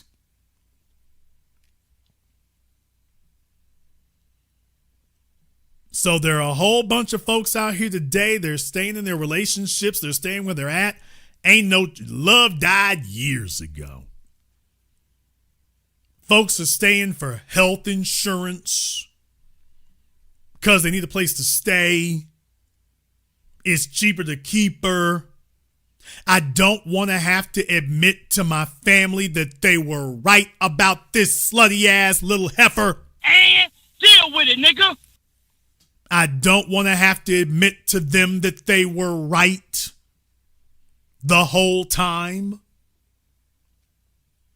Ain't that right, Kayla Nicole?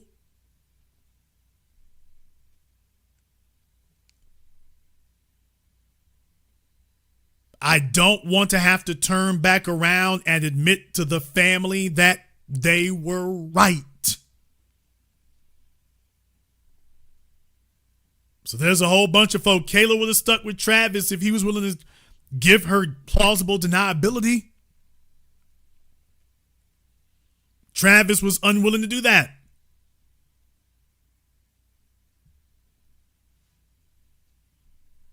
And at a certain point, she was probably telling folk about what was going to happen and what the future was going to be. And then Travis ain't really doing it. He's willing to do it, just not for you. You are here for him to have one last hurrah before he commits to where he really needs to be. You saw this with Jennifer Lopez. You've seen this over and over again. You are here for him to have one last dazzling hurrah before he retires his jersey and throws in the towel and does something serious. Because he's never going to get a second chance to marry Taylor Swift. That's the bottom line. Travis Kelce is never going to get a second chance to marry Taylor Swift. He can always go back to Kayla. What? She gonna be sitting right there. Kayla is not going no damn where. He already broke up with her once and they got back together. For all the folks talking about it wasn't him. Remember they split once and then got back together? Kayla gonna be sitting right there. She's not going anywhere. If Travis wants her, she'll be there when he comes back. Because she's not old enough to throw in the towel just yet for some benefits. See, what happens when females are young enough to get away with it, they can do different things. Once a chick hits middle age, she's got more doctor's visits to make. So she's trying to figure out where she can go to make life a little bit easier on herself because them bills are beating them down. So she's looking for somebody to take the strain off. You see, when you're a chick who can get by on Instagram, that's one thing. When you're a chick who can get by on Instagram, that's one thing. But boy, if you don't have that ability, it's like, okay, you have to go ahead and exit the arena because, the fellas ain't offering you anything. And that's when you got to go find a pension pimp, salary simp. And by the way, Kayla is closing in on that. She's 33 years old. Damn! Kayla is 33 years old. She's 33 years old and she's still on Instagram showing off her abs and trying to do bikini stuff and whatever. It's like, okay, she's still trying to do that. But it's like, there's only going to be a certain type of guy who's going to be jumping in for this.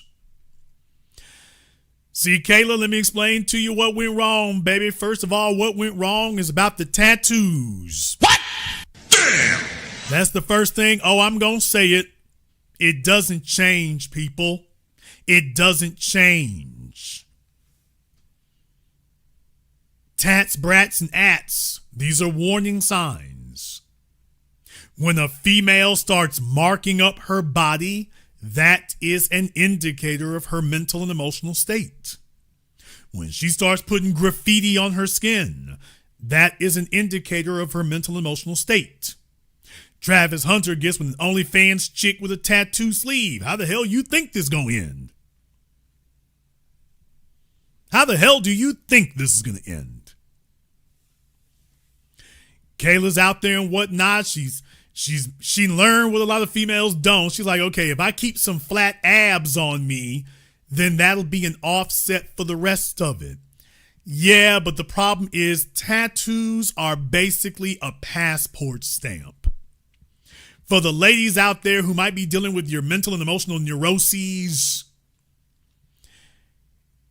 that kind of stuff there, when you get tattoos, baby, every time you get tattoos, that's a passport stamp. That's a passport stamp that tells us where you've been and what you were doing. A man does not want your damn past written all over your body. He has to be confronted with that. He wants a clean slate.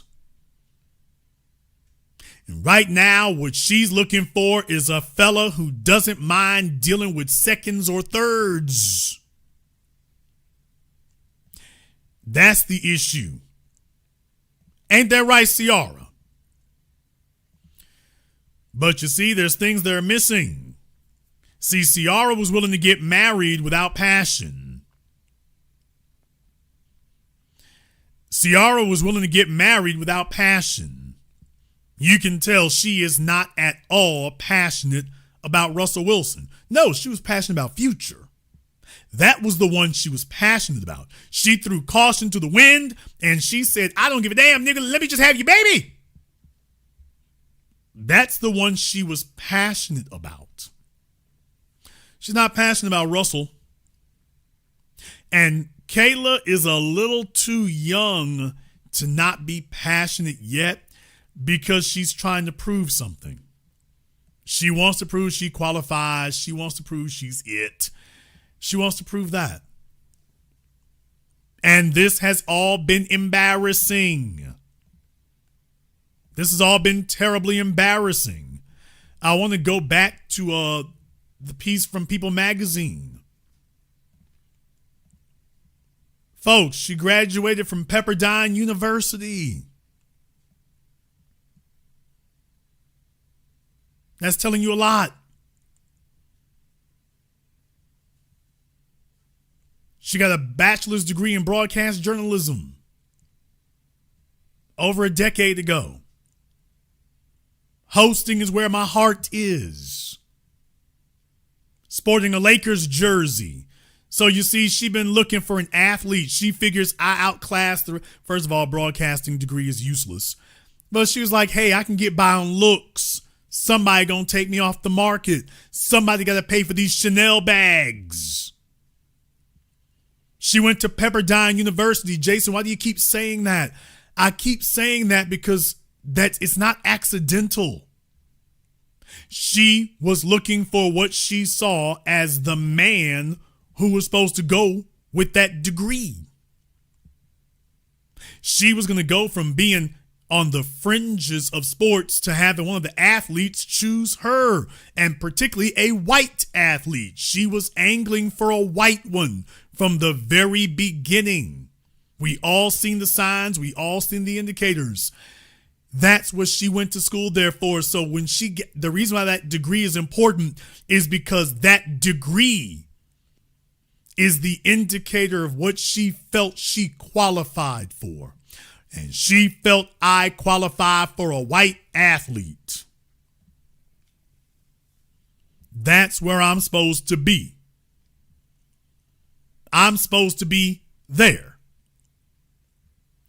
The problem is that she was so damn desperate and so damn thirsty, and okay. She just figured there's no way in the world that there's not a white man who's going to take me off the market. And the reason for that is because these females, can we be honest? And by the way, if you want to deny me on this, Kayla, you are more than welcome to give me a call. Kayla Nicole, if you're out there somewhere, you are more than welcome to give me a call about this. Baby, you didn't go to Pepperdine University because you're a homebody and you didn't get interested, quote unquote, in sports because you like sitting around the house. She's one of those young black females who was getting flued out all over the place. Damn! Come on now. She was one of those young, cute black females getting flued out. She already told you she met Travis Kelce through Instagram. You think Travis was the only one? Do you all think that Travis Kelce was the only person that she ever took her shot for on Instagram? Of course not. I'm telling you that she's been a bunch of places with a number of men. And she felt she had enough experience that, okay, this is what I qualify for.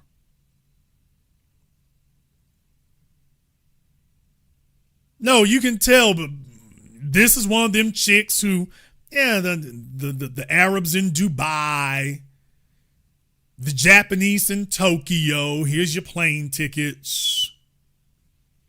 We'll get you a handbag and a skirt and whatnot. Yeah.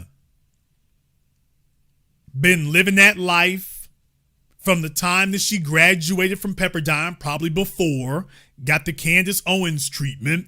The white dudes saw that she didn't really respect black men. She thought she was better than black men. So she wanted the white dudes to know that she's down for whatever. And, oh, come on over here, Kayla. That's such a nice name. Kayla. It's not like Nikisha or Kenya or something like that. You're really swell. We love that there. Totally nice like that. You know, the others don't know how to, they just don't know how to, you're not like the others, Kayla. I got a cousin named Kayla. What?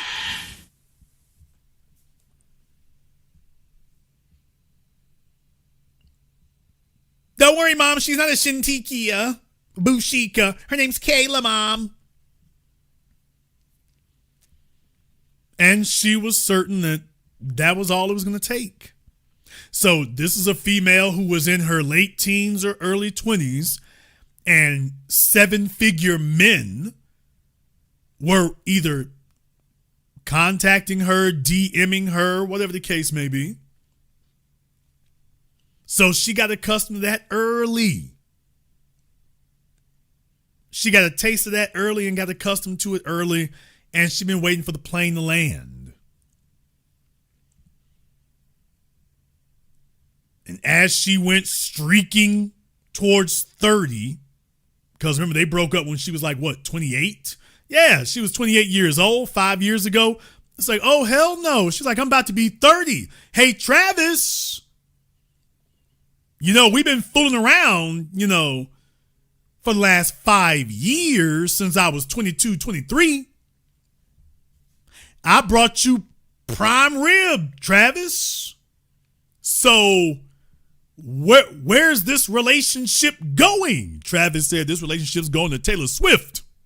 And deal with it. She asked him, where's this relationship going? Travis said this relationship is going to the Eras Tour. It's going to the Eras Tour.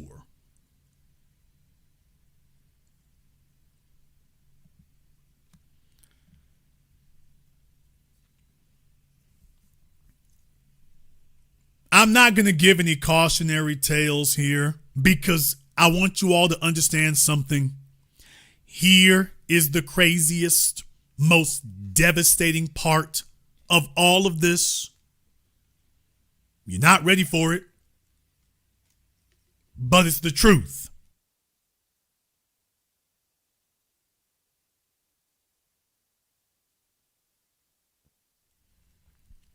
If Kayla Nicole had this to do all over again, she would do the exact same thing. She wouldn't change a thing. Damn! And you know it. If she had a choice between spending her prime years with the man she really wanted to be with, even if she couldn't keep him, she would rather have those 5 years where she really wants to be than to spend the rest of her life either wondering what it was like or being with somebody that she sees as beneath her. She would rather be able to say that she actually got what she wanted, even if she couldn't keep it. She would rather have those 5 years with him and feel like she can own them than to have given that up for somebody she sees as beneath her. Even if that guy would have stayed. What good does it do for you to stay if you're not what she actually wants? So yeah, she'd rather have those 5 years. Yeah. And if you tried to take them from her, she'd slit your damn throat.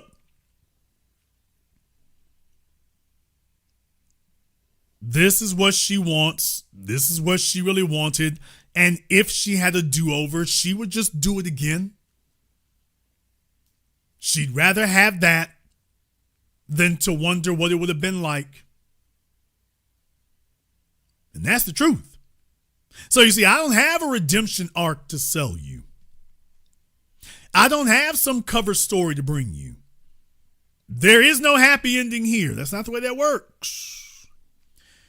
Speaking of endings, oh man, there was somebody who was in my comments when I posted this on my post page here on YouTube. Wish they would quit changing names. But on the post page here, there's a person who said, what in the world is she going to do after this? Who is going to take her after Travis Kelce has used her for a skateboard for half a decade? And I'm like, dude, y'all ain't looking around out here? Eventually, she's going to start looking at 40 in the face, and she's going to be like, man, I got to grab something and leave the casino. They're turning out the damn lights. They're taking the cards off the table. I'm going to have to grab something before I leave the casino. I got to grab something. And there's going to be some doofus out there. There's going to be some fella. He never really had a chick who was Instagram ready before. And he's always wanted to know what that experience was like. No, he didn't get to have her in her prime in her 20s, but if you're willing to take her with some high mileage,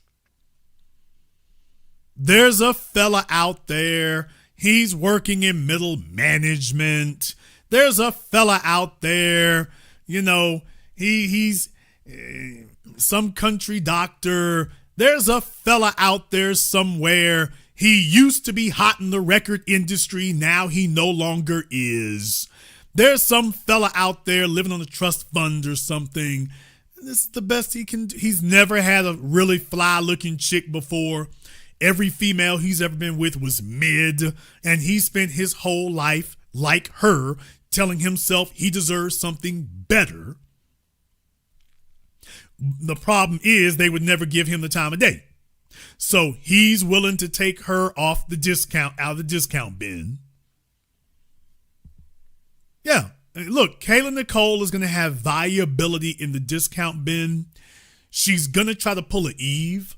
She's going to try to do like the rapper Eve and see if she can pull some, you know, some really sketchy white millionaire somewhere. And see if he's got a fetish that she can cash in on. She's going to try to do that to try to redeem herself.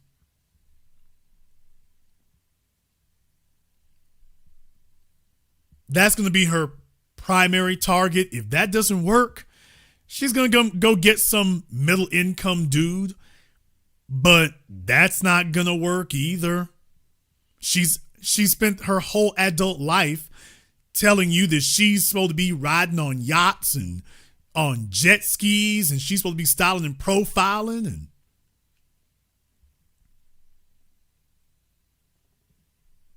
she's told herself, that's what I deserve. That's where I'm supposed to be. She doesn't want you telling her she's not supposed to be there, so she is going to try to recreate what she had with Travis, and that's not going to happen. So she's going to have to take somebody's leftovers and somebody's cast off. And she's going to have to just eat it and like it. But let's be clear. There are enough sad sacks out there. They're willing to take Travis Kelce's leftovers. Don't deceive yourself about that. There are enough sorry, sad sacks out there. I mean, sexually desperate. They've been waiting forever to get something that's not a strong foe in bed with them. They've been trying forever. They've never had a chick that made folk do a double take. They've never had a chick who could wear a pair of jeans without being an embarrassment. They've never had that before. So she's new to him. It's like buying a 10-year-old Lamborghini. Like, yeah, the folks who can really afford one, they got theirs new.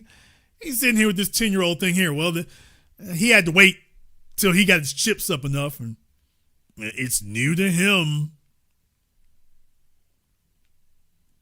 It's new to him. So don't fool yourselves.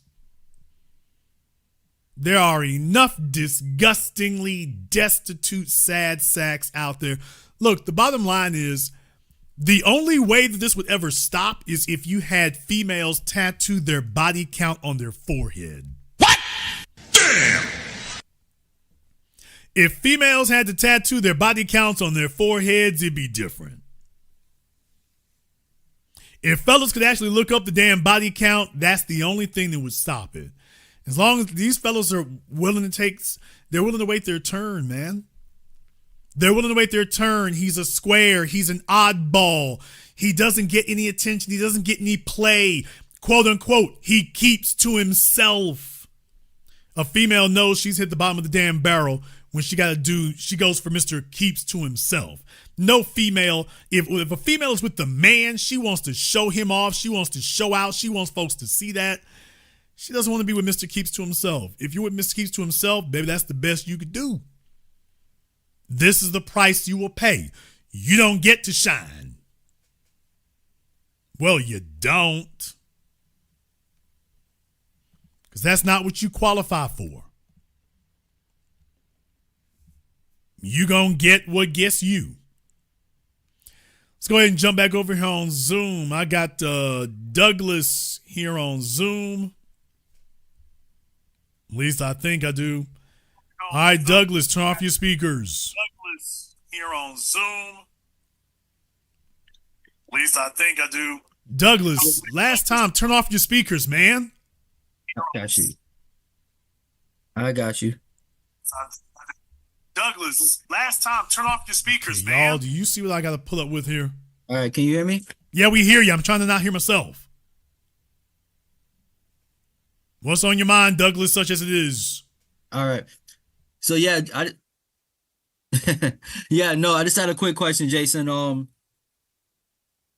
Yeah. So, yeah, I just had a quick question. So, if you had a daughter, hypothetically speaking, I'm going back to the Russell Wilson.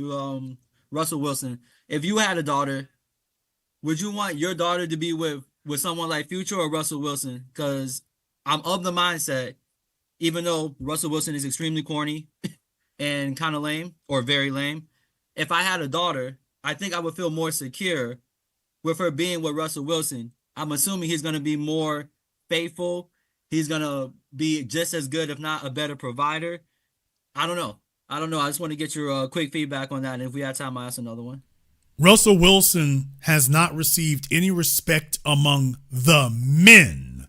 Everywhere he's been, he doesn't get any respect among the men. He is universally held in contempt and universally mocked by all the men who have ever met him or had to work with him. What father would turn his daughter over to that? Because those are clear red flags and warning signs. Hey, dude, why is it none of the men you've ever worked with or been with respect you?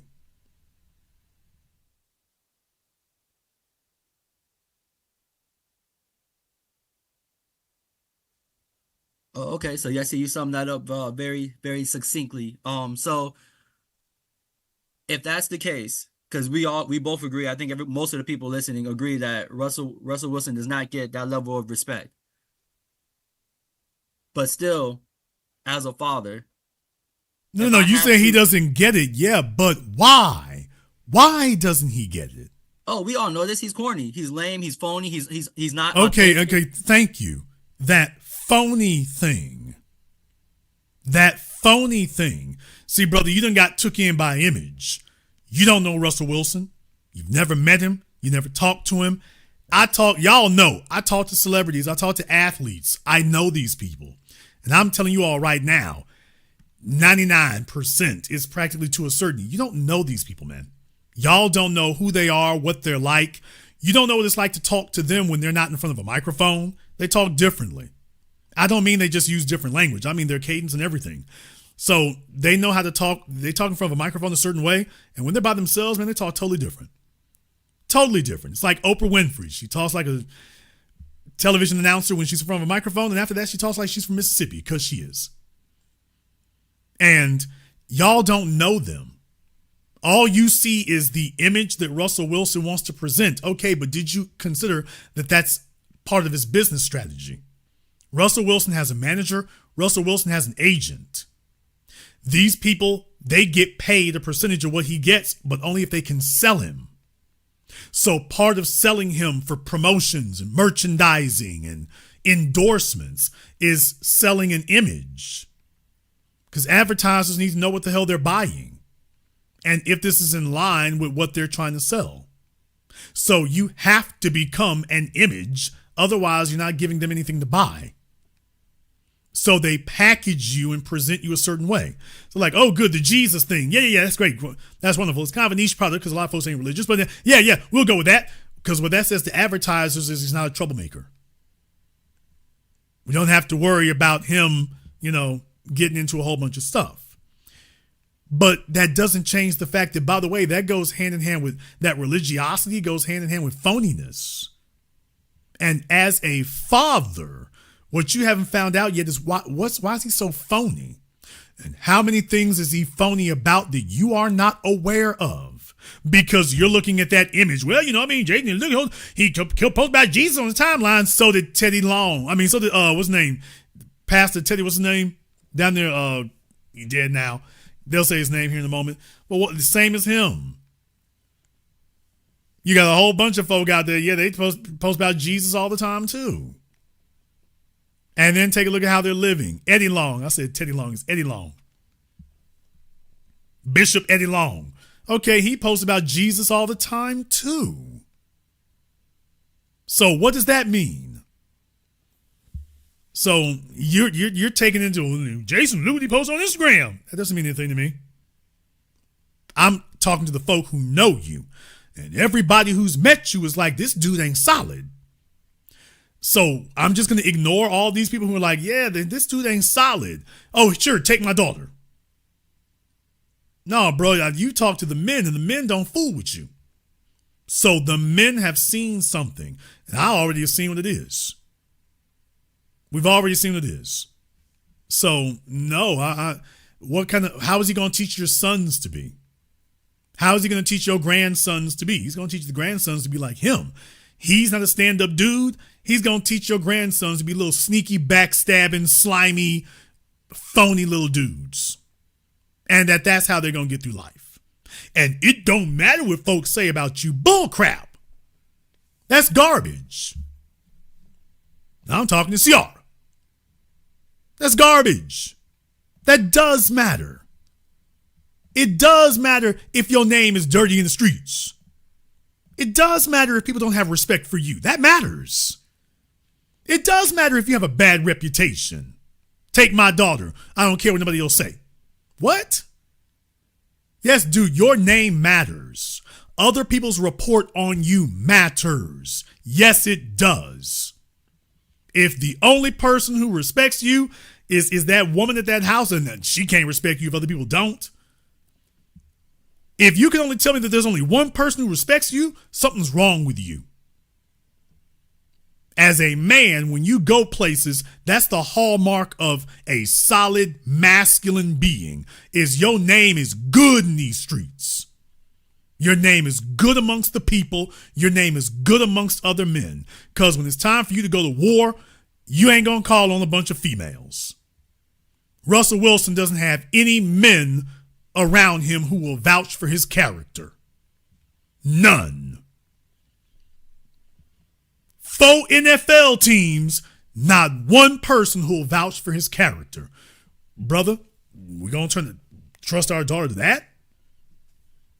And then last but not least, by the way, take a look at the chick he chose.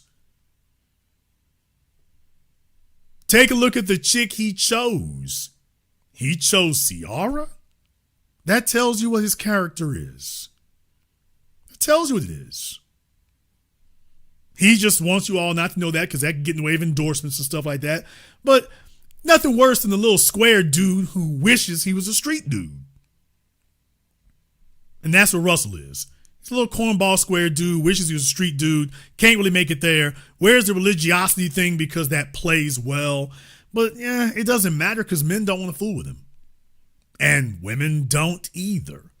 And if it was your daughter, she's being led by a phony. So if I had to choose between Future and Russell, I'm stuck between the devil and the deep blue sea. Is there a Martian around here my daughter can date? An Atlantean? The damn Lucky Charms elf. Anything but what we got here. Is there a third option of any kind? Okay, baby, we might have to get you an AI boyfriend because all I see is Russell and Future here. So I need them to hurry up and get this AI fixed because, yeah. Between that and the artificial womb, I'll see if we can get that rolling. But Russell? Okay, you teach my grandkids how to be little phonies. So it don't matter what the damn bloodline does. It don't matter. Well, Jason, he looked like he's solid and, he a good provider. And what the hell does that mean? He's a good provider. That's the metric that we use, not his character. Jeffrey Epstein was a good provider. Damn! Brother, if that's the metric we gonna use, ask Ghislaine Maxwell. Jeffrey Epstein was a good provider. We gotta start with character first, and not being a deadbeat should go along with good character. But first and foremost, a man got to be solid. He got to be as good as his word. And Russell has repeatedly shown through the men who know him, nobody vouches for his word. So as far as I'm concerned, that's it. I don't need to have, how many other folk do you need to have to say that one of the silliest things I see today is, well, he ain't did nothing to me. That's dumb talk. That's dummy talk. You see a chick sit up here and hoe her way through 10 other dudes. Well, she ain't hoe with me. That's what these fellas is on. In case you guys want to know how in the hell you end up with a Ciara or with a Kayla Nicole, it's because fellas are out here acting on that immature, dumb nonsense. Well, she ain't been a hoe with me. No, she's been a hoe with everybody else. Well, they'll be sitting there with Sha'Carri Richardson. Well, she ain't swung on me. Got her on video beating this dude up in the damn airport. And you talking about, well, he must did something wrong. She ain't swung on me. So him looking at the damn video is not enough to convince him. He wants to go test it for himself.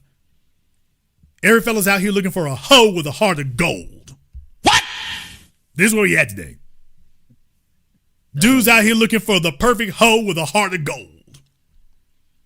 And it's nonsense. So you shouldn't have to have that, bro.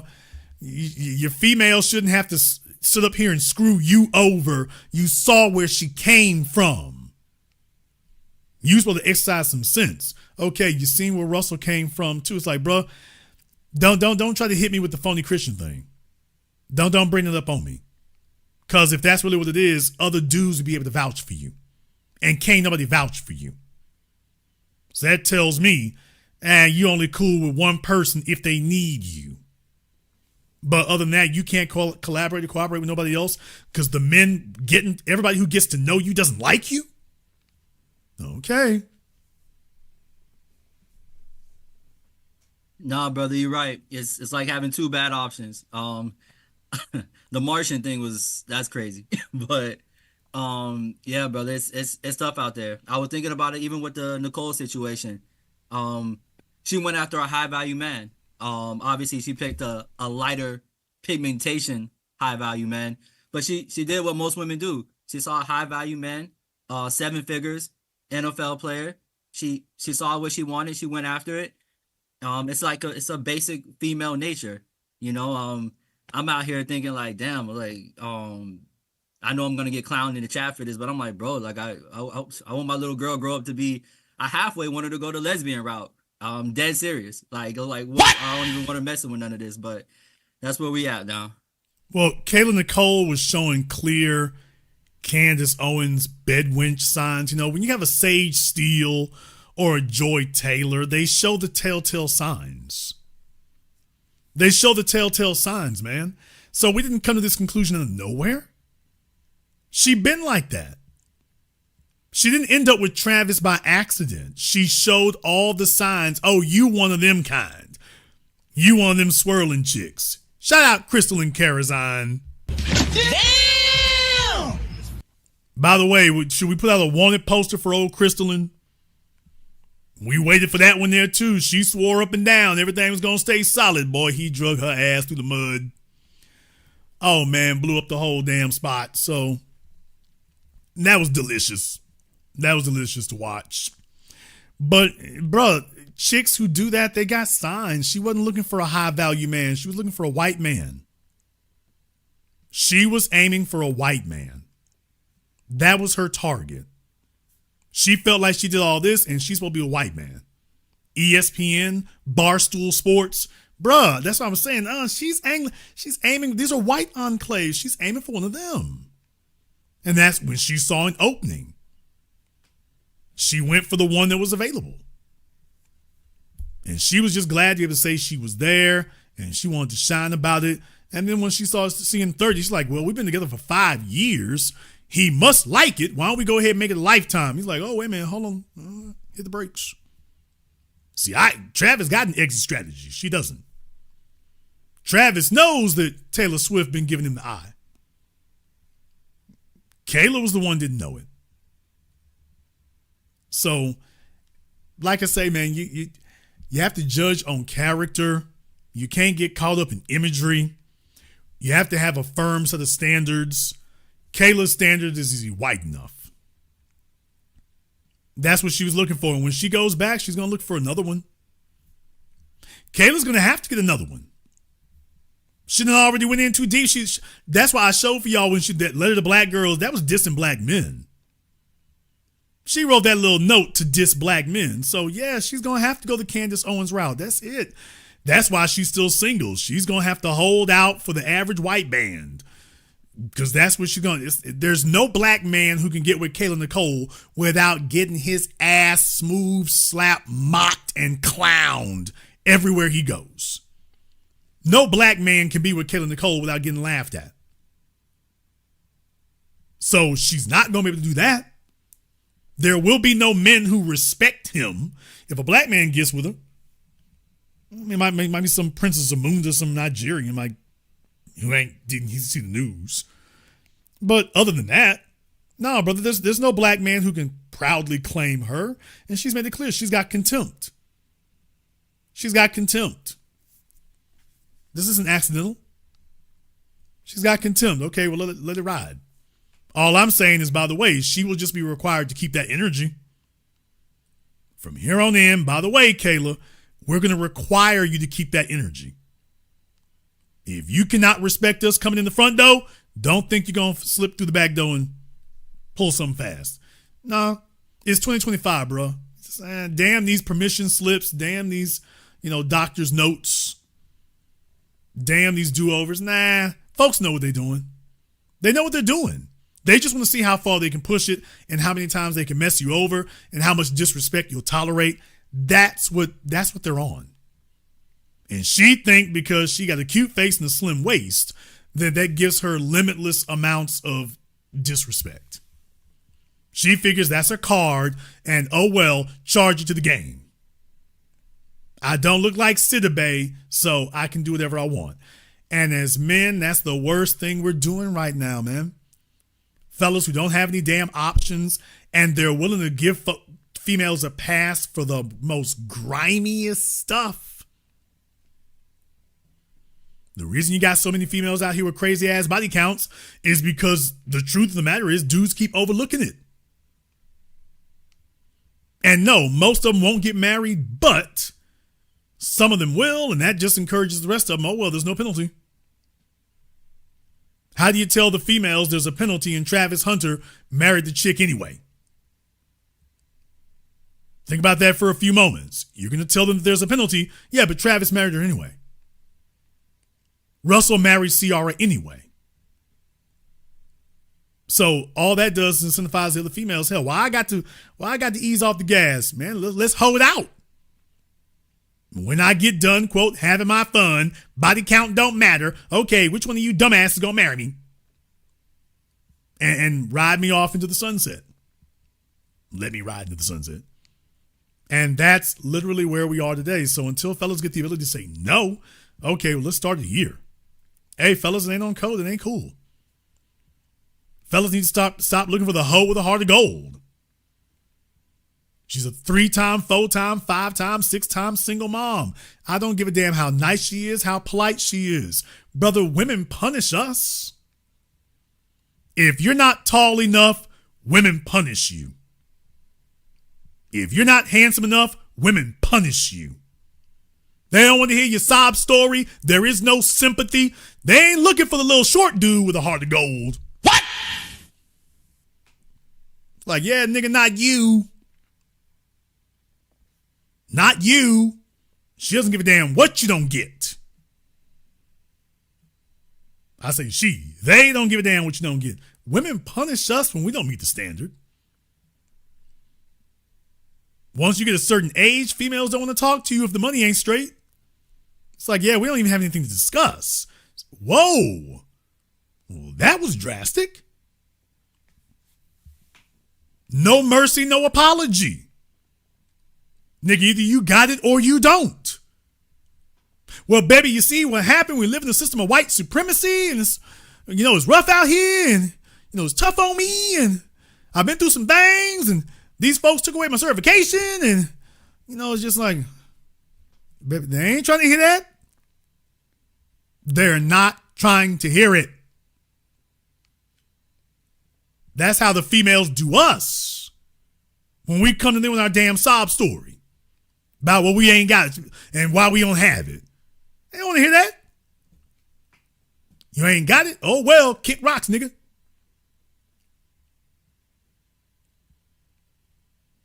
She'll be talking to your homeboy if she think he got it. Okay, I'm just saying, the men sitting up here giving out lifelong passes and the females got no mercy. None. If you ain't producing, you're done. And the killing part about it is the female will be done with you and never told you. You sitting there thinking y'all got a great relationship and she's sitting right there already. I mean, we see that before. When females leave a relationship, she already planned it out 6 months in advance. The day she broke up with you is just the day she informed you that she's done pretending. She left you 6 months or a year ago. She's just pretending to still be with you. When she finally gets her next place solidified, where she gonna go? Okay, I'm done pretending. Ain't no easy out. Ain't no makeup sex. Ain't no sympathy sex. Ain't no last go. Ain't nothing. She's like, yeah, nigga, yesterday was your last day. You calling her today? Hey, I ain't getting no answer. I'm blocked on everything. What's going on? Okay, that's how they do us. All right, but she got 4 kids by 5 different niggas, and you sitting up here, well, there's exception to the rule. Okay. All right. I'll let you have the last word. Yeah, brother, man, you just cooked right there. You just cooked as always, brother. Man, the last thing I'll say is, and you said this all the time, and I wish more men would pay attention. There are no angels. These women aren't angels. There are no good ones. They are all bad girls. They may be different degrees of bad, but they're all bad girls. A lot of niggas think they can just travel across seas and find something, but it is what it is. So man, keep doing your thing, man. You are opening the eyes to a lot of men like myself and a lot of younger men, and they really need to hear this message. That's the only way we're gonna end simp culture and get these men to start acting the way they need to act in a more masculine manner. So much love and God bless, man. Keep doing your thing. Thank you for giving us a call tonight. It's the same thing for men. No man makes 7 figures so that he can restrict his sexual options. If a fella making 7 figures, he's doing that because he wants to get exactly what he wants. A man makes 7 figures so he doesn't have to compromise anymore. He can get exactly what he wants, and he doesn't have to tolerate anything he doesn't want. That's the only reason that you would work that hard to achieve that status, because, yeah, I want to get exactly what I want. You coming barreling through the door with your 8 kids and bad attitude and lack of couthness, and it's okay, well, I got a nice personality, so unless he's looking for a chick with a gang of kids, He wants to get exactly what he wants.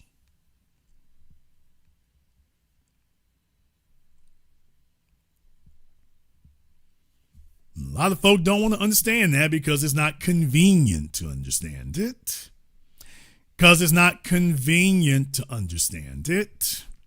But they're going to learn one way or the other. And no, I'm not mad at Travis Kelce. What? Nope. What would I be upset with him for? Kayla's the one who wanted that. She fought for it. Travis doing what he's supposed to do. He didn't do anything out of bounds. He didn't do anything, illegal, anything underhanded. He did what he's supposed to do. If that was what she was hell-bent for leather to get, okay. But there's going to be a price to pay. Now, let's be also very clear here, folks. Every time this kind of thing fails, every time you get a chick who goes out there and she rolls the dice and she bets it all and she lets it ride, every time you have a female that does that, just understand all the hopes and dreams of the black male hating generation of vipers out there goes with her. She is supposed to be their proof. They don't have to actually accept us. She's supposed to be the validation. That's not what it has to be. It can be better than that. It can be different than that. That's what she's supposed to prove. And the real thing is the chicks who were cheering on Kayla Nicole, they don't even look like her. They don't look like her. They're not built like her. They can't do what she does. But this is a vicarious war against us. It'd be different if they was rocking out like her. It'd be different. It ain't that kind of situation.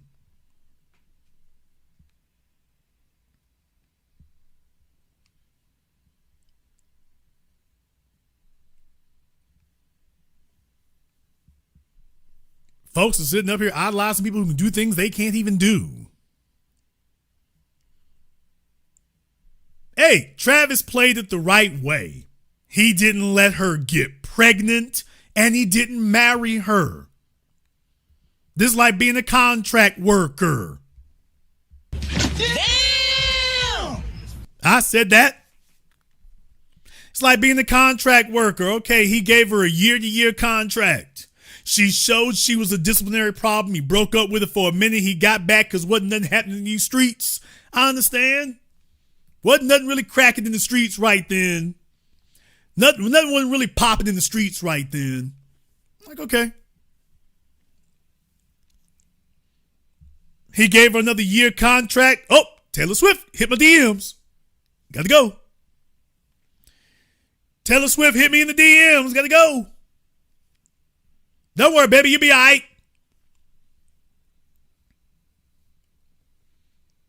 And that was it. These other fellas need to do the same damn thing. Travis grabbed old girl. He made some pictures. She was gaga for him. So all she did was drive his stock up. She helped get Travis hot. Come on, let's say it like it is. She helped Travis get hot. She invested in Travis. She made sure she kept a cute face and flat abs. She made sure she stayed Instagram ready.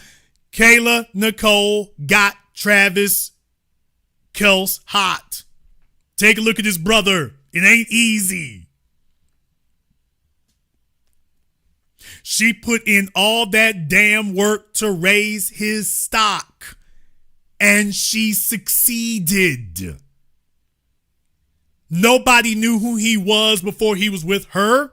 Nobody was checking for him before he was with her. He certainly wasn't at the top of anybody's list of names. Being with her got him hot. He was in danger of being like his brother. No disrespect to Jason, but he was in danger of being like his brother. Okay, maybe that works for his brother, but that don't work for Travis. Travis like, I'm trying to do something different. And Travis didn't want to be regarded like Russell Wilson. He wanted to be regarded as somebody that the ladies would want to be with.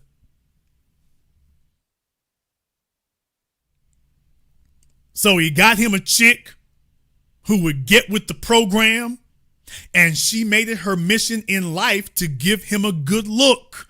Hey, that's it. Mission accomplished. Mission accomplished. Her job was to make sure he looked good. He made sure she stayed on assignment, and that was it. And that's what you're supposed to do. We need more of these fellas. If Zion Williamson and PJ Washington had played their cards like this, they'd be doing a whole lot better right now. And deal with it, nigga. And that's just the truth. If some of these other fellas out here with some of these little old scummy broads they was laying up with, if they had played it the same damn way, they'd be ahead of the game right now. The problem is not that PJ Washington was laying up with Brittany Renner.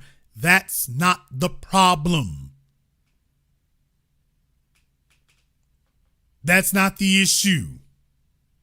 The issue is PJ Washington gets damn me love struck and is willing to get her pregnant, and she's very clearly a problem. Dude, you ain't in charge of nothing. You believe in doing dumb things first and then learning from bad experiences. Why in the hell couldn't you just do like Kevin Gates? She's not built for the long run. Okay, but these dudes ain't really built for it either.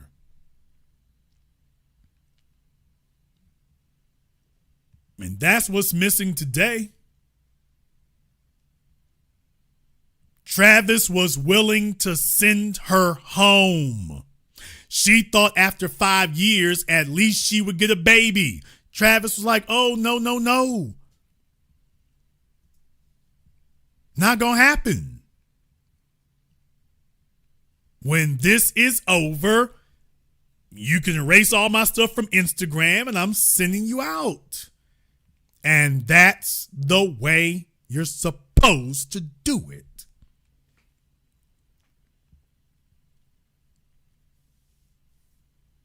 When the ride is over, the ride's supposed to be over.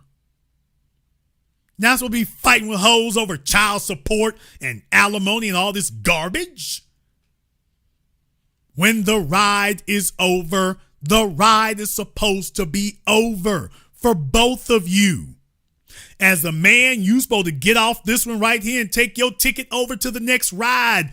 You're not supposed to have the damn roller coaster following you around the amusement park, telling people that you can't get on the bumper cars because the roller coaster still has dibs on your ticket.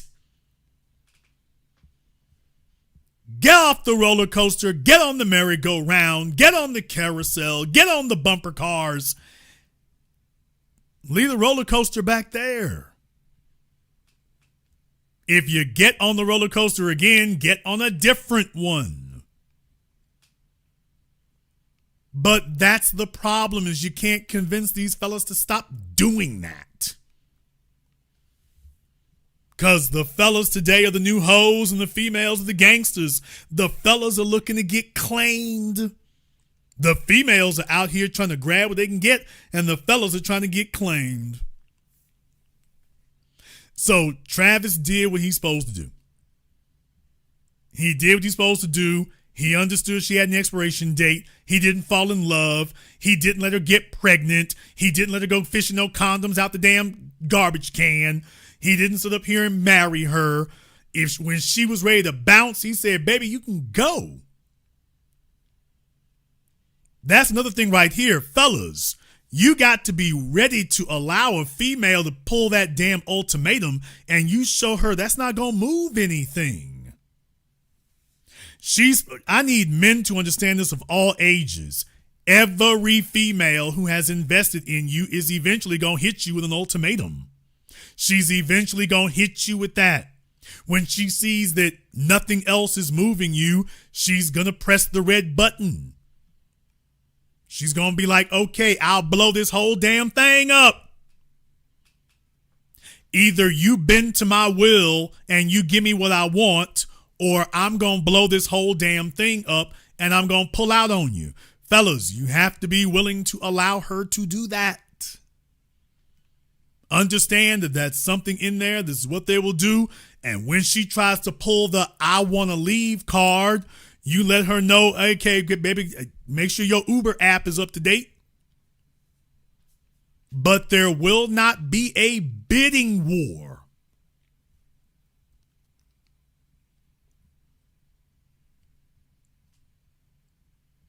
Women can see when you don't have options, you don't have another place to go, you ain't got nothing else going for you. Okay, well, if I pull out, this nigga's alone tonight. Let me flex the advantage. I need fellas to be ready for when the chicks say, if you don't do X, Y, Z, I'm going to leave. Well, baby, make like a tree and leave. Do whatever you going to do. But there's not going to be a bidding war. This is the price. What we've been doing for the last 5 years, that's it. You were certainly enjoying it. Now you're telling me that's not enough? It was enough when you were on the damn boat. It was enough when I was gripping them butt cheeks on the boat. It was enough when you were on the red carpet. It was enough then. It was enough when you were standing there cheesing in the bay. It was enough then. Now it's not enough. Look here, baby. If you feel this ain't good enough, bye. You see, fellas, if you got things together and whatnot, there's going to be somebody else to take that. There's going to be somebody else to take that. You don't have to fight no broad to get them on a damn boat. All my players down there in Miami, all my players out there in Los Angeles, all my folk out there, because we're coming to the end of summer here, all my folk out there who got boats and stuff like that, man, you ain't fighting for nothing like that. There's a line of chicks waiting to get on a boat this weekend. Why are we fighting with this one? If she leaves, there will be another one. This is why it is important for a man to have things of value. Not that you can simp, but so that you don't have to do without. Every man needs to get to a point where he's got a $100,000 car, and really, to be totally honest with you, that's an Escalade. So really, we talking $200,000. Every man needs to get to a point right there so that you have full confidence that you are completely equipped to pull whatever you need to pull. And if you're alone tonight, it is by choice, not by her will. If you're alone tonight, it's because you want to be alone, not because she's dictated that you should be alone because she's not happy. Go down to Miami, hit the boat, hit the bay, go to Bayside, blow the damn horn, blow a whistle, blow the horn. It's Friday night. I want y'all to know it's going down in Miami. My folks down there know that every damn weekend it's going down. It's going down.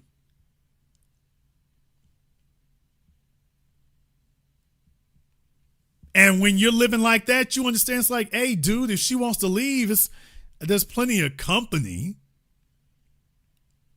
When you have value, you realize, hey, she's not doing me the favor being here. I'm doing her the favor. I bring value to this. I'm enhancing that. If you don't, now you start bargaining and compromising and placating and learn how to be in this position. It's like, you know what? Yeah. Because I want y'all to understand something. That's the way it works in Fortune 500. That's the way it works in corporate America. When you go there, this is the number. This is the deal. You don't get to tell them, oh, well, here's the new number. They're going to tell you, okay, we couldn't come to terms. When you deal with JP Morgan, there's a little wiggle room for negotiation, but you don't get to double the damn price. You start talking crazy numbers and you give them a first, last, final. If JP Morgan ain't up for that number, they're not going to keep trying to figure out how to make that work. They're going to put out a press release. We couldn't come to terms. We tried to have this merger. We tried to have this acquisition. We couldn't come to terms. Fellas, if she wants to bounce, we couldn't come to terms. Hey, I don't give a damn if she wants to ghost you. What? Oh, please understand. Oh, ladies, I got to read the mail right quick. Ladies, I got to read the mail right quick. See, the thing nowadays, they're beyond just leaving. Now they're like, okay, let me see. I want to make it as disruptive as possible. I want to ghost him. Fellas, you got to be ready for that too. She wants to see if you're going to follow up behind her. You're going to chase her around like a little lost puppy. You got to be ready for that. She didn't like what she heard. Next thing you know, she wants to ghost. It's like, okay, baby, get Casper. You want to get ghosts? We'll get Ghostbusters up in here. Do what you're going to do, but you have to let that be. You have to accept the game on your terms, not on somebody else's. And more fellas out there need to play it just like that. Stop dragging around folks' kids and stuff, and you fighting with child support, and you're making the damn news because some chick done turned you upside down and shook you till all your money fell out. Now you're going around looking for the next Insta-thought, as opposed to just saying, hey, look here, I know me. This chick, I can do better. She ain't the one. But I want to stick around for a little bit. You'll know you're a grown man when you start saying that. Yes, I'm not going to spend the rest of my life with her, but I want to stick around for a little bit. Now you know you're a grown man. Now you know. When you can say that and you can be cool. If she shows up, you're cool. If she doesn't, you're still cool. Too many fellas out here, like, I don't know if it's mommy issues or whatever. But they're looking for her to make more of an investment. And, oh, is she going to stick around and where's she going to be at? And in the process, you start slipping. And the next thing you know, you slipped a little bit too far. And now she's telling you the damn rules. Now she's bid the price up. Kayla Nicole is cool to kick it with on the weekend. She's cool to post up on Instagram. And she ain't really wife material like that.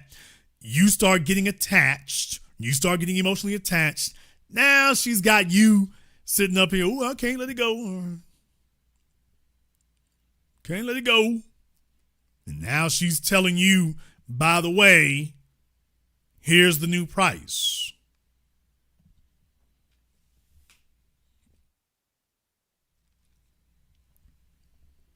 Kayla Nicole figured that she would have infinite retries to return to the sexual marketplace. I don't know if her retries are infinite. I do know that the next time she goes back, she will find that she's brought far less coin than she originally had. Let her serve as a cautionary tale. To all the bed wenches and ass kissers out there and whatnot, just remember what we did to Candace Owens and Kayla Nicole. Just remember what we did with them. Ain't no welcome wagon, ain't no forgiveness train, ain't none of that. She crossed over, she showed us her ass, she came back, she didn't have contrition, she was telling us about where we wrong. Okay, baby, keep that energy, stay where you at. But there is no welcome committee over here waiting on you for forgiveness. Let the rest of you watch this. Anybody else out there who thinks, well, the fellas are so desperate and thirsty, they'll just let me be flagrant and reckless and do whatever. You better remember what happened to Kayla Nicole. Better remember what happened to Stacey Dash. What? Better remember what happened to Tracy Ellis Ross. Damn! Better remember what happened to Halle Berry. Damn! Better remember what happened to Mariah Carey. If you think we holding out leaves over here, if you think we're holding out for that, you better start taking a look at that damn track record starting to pile up. The numbers starting to pile up, in case you didn't notice. You can have a seat next to them too if you want to.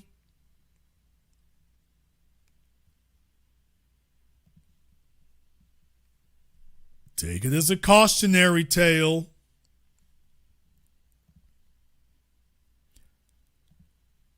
We're going to go ahead and wrap things up here tonight. Oh, man. I want to thank everyone who's contributed to support the nice program on PayPal, Super Chat, Venmo. Shout out here to Sir Shy. Thank you very much for supporting the nice program here. Creole King, Tech and Peck, Bruce Bible, Tom Slick, Arthur Akello, Tassetti, and everybody else here. If you are new here to the business, welcome to the program that all your favorite YouTubers love to hate watch. Click that red subscribe button. Click that yellow notification bell. Join us each and every time that we're here. If you haven't been to our Patreon, the link is in the description. We do it every Saturday, 12 noon Central Time. You are more than welcome to join us. I'd like to thank all of you for tuning in to tonight's program, live or recorded. Thank you all for liking, subscribing, and sharing. And this concludes tonight's broadcast of The Business. I am your host, your brother, your humble servant, Mr. Jason Black. And until next time, my brothers and my sisters from around the world, remember, handle your business or your business will crush you.